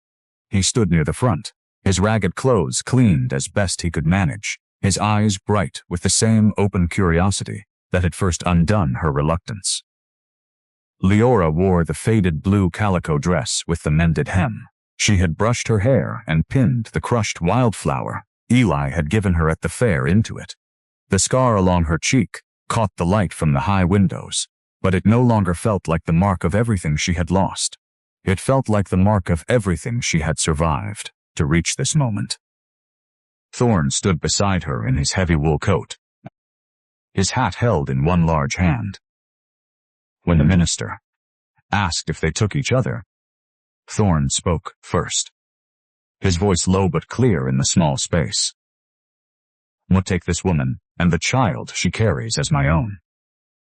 Mote will protect them with everything Mote have and everything Mote am. Mote will not leave. Mote will not turn away. This is my vow." Leora felt the child move strongly as she answered, her voice steady, even though her heart beat hard. "Mote take this man as my husband and the father of my child. Mote will stand with him as he has stood with me. Mote will build a home with him from what the world tried to break. This is my vow." The minister pronounced them husband and wife. Thorn turned to her and placed his large hand gently over the place where the child rested. The baby kicked once more, as though sealing the promise with its own small strength. Leora covered his hand ite hot, both of hers. In that touch, she felt the last of her old fear dissolve completely. The reluctance that had lived in her since the accident and the family's letter was gone. In its place was fierce, tender love, for the life inside her and for the man who had chosen them both when no one else would. Eli stepped forward and offered her a small bundle of pine branches tied with twine. "For your new home," he said shyly. Leora took it and touched his shoulder. The boy who had seen her worth when others had seen only a scar now stood as witness to the beginning she had never believed she would have. They signed the papers the messenger had brought. The gold claim was secured in her name and would pass to the child. The family's final attempt to discard her had become the foundation of everything they could not take away. When they stepped outside the church, The sun was setting behind the mountains in long bands of gold and rose. Thorn helped her onto the horse and swung up behind her, one arm around her waist, his hand resting protectively over the child. They rode back to the clearing as husband and wife, the tiny clothes in the basket, and the documents that secured their future folded safely inside. The scar on Leora's cheek caught the last light. It was no longer a mark of shame or loss. It was a mark of endurance, proof that she had survived the accident, the betrayal, and the cruel joke the family had played. The child inside her was no longer a secret she feared bringing into a harsh world. It was the heart of the new family she and Thorn had built from broken boards.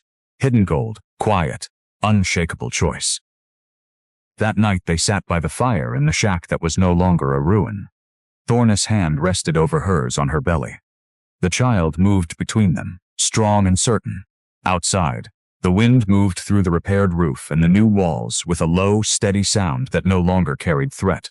Inside, the lantern light softened the scar on Leora's cheek and caught on the simple gold band Thorn had placed on her finger at the altar. The family's cruel joke had become their destiny. The ruined shack had hidden gold. The scarred widow had found a protector who became her husband. And the child who had once been a source of fear now rested beneath two hands that had chosen love over everything the world had tried to take. Leora leaned her head against Thorn's shoulder. He pressed a kiss to her hair, the gesture as gentle as every other act of care he had given her since the day he first caught the falling beam. The future was not guaranteed. The town would still talk. The family might try again one day, but they would face it together. The mountain man who had found gold beneath her floorboards, and the woman who had finally allowed herself to believe she was worthy of the life and the love he had placed in her hands. The child kicked once more, strong and insistent, as though it already knew it had been born into a story that began with cruelty and ended with salvation at a simple altar. Leora smiled in the firelight, her scar no longer hidden, her heart no longer closed. Thorn's arm tightened around her, and in the small shack that had once been a joke, the three of them, husband, wife, and the child between them, began the life that had been waiting for them all along. The story of the scarred widow and the mountain man who found gold beneath her floorboards has reached its quiet, healing end. What began as a cruel inheritance meant to break her became the very ground on which she and Thorn built something the family could never have imagined. A home, a marriage, and a future for the child who now rests beneath two hands that chose love over fear. Thorn's silent strength never wavered. He repaired what was broken, stood between her and every cruelty, refused the gold that could have made him rich, and spoke his vows with the same steady certainty he had shown from the first day. Leora's reluctance melted not because the world suddenly became kind, but because one man's consistent, wordless protection and eventual open heart showed her that she and her child were worth fighting for. The scar she once traced in shame now catches the firelight as a mark of survival. The tiny clothes she stitched in defiant hope will soon be worn by the life that turned a ruined shack into a sanctuary. Eli's innocent gaze at the fair reminded her that true worth is often seen first by those the world has also cast aside. The gold, once a dangerous secret, is now legally secured for the family they have become. Their story was never about the gold itself. It was about the quiet, powerful choice to stay when leaving would have been easier, to protect when the world mocked, and to love when fear had ruled for too long. In the end, the mountain man who lived alone found his home in the scarred widow the family tried to discard. And she found in him the anchor she had stopped believing existed. Their child will grow up knowing it was wanted, protected, and loved from the very beginning. Not despite the scar and the ruined shack, but because of the strength and sacrifice that turned both into the foundation of something beautiful. If this tale of healing, protection, and slow-burn love has touched your heart, remember that even the cruelest jokes can become the greatest gifts when the right person chooses to stand beside you. Thank you for walking this path with Leora and Thorn. May their story remind you that true worth is always seen by those willing to look past the surface, and that love, once claimed, can rebuild even what was meant to stay broken. This is a work of fiction created solely for entertainment purposes. Any resemblance to actual persons, living or dead, or actual events is purely coincidental. The story is intended for mature audiences but maintains a family-safe tone in accordance with YouTube Partner Program guidelines. No graphic violence, explicit content, or harmful themes are depicted.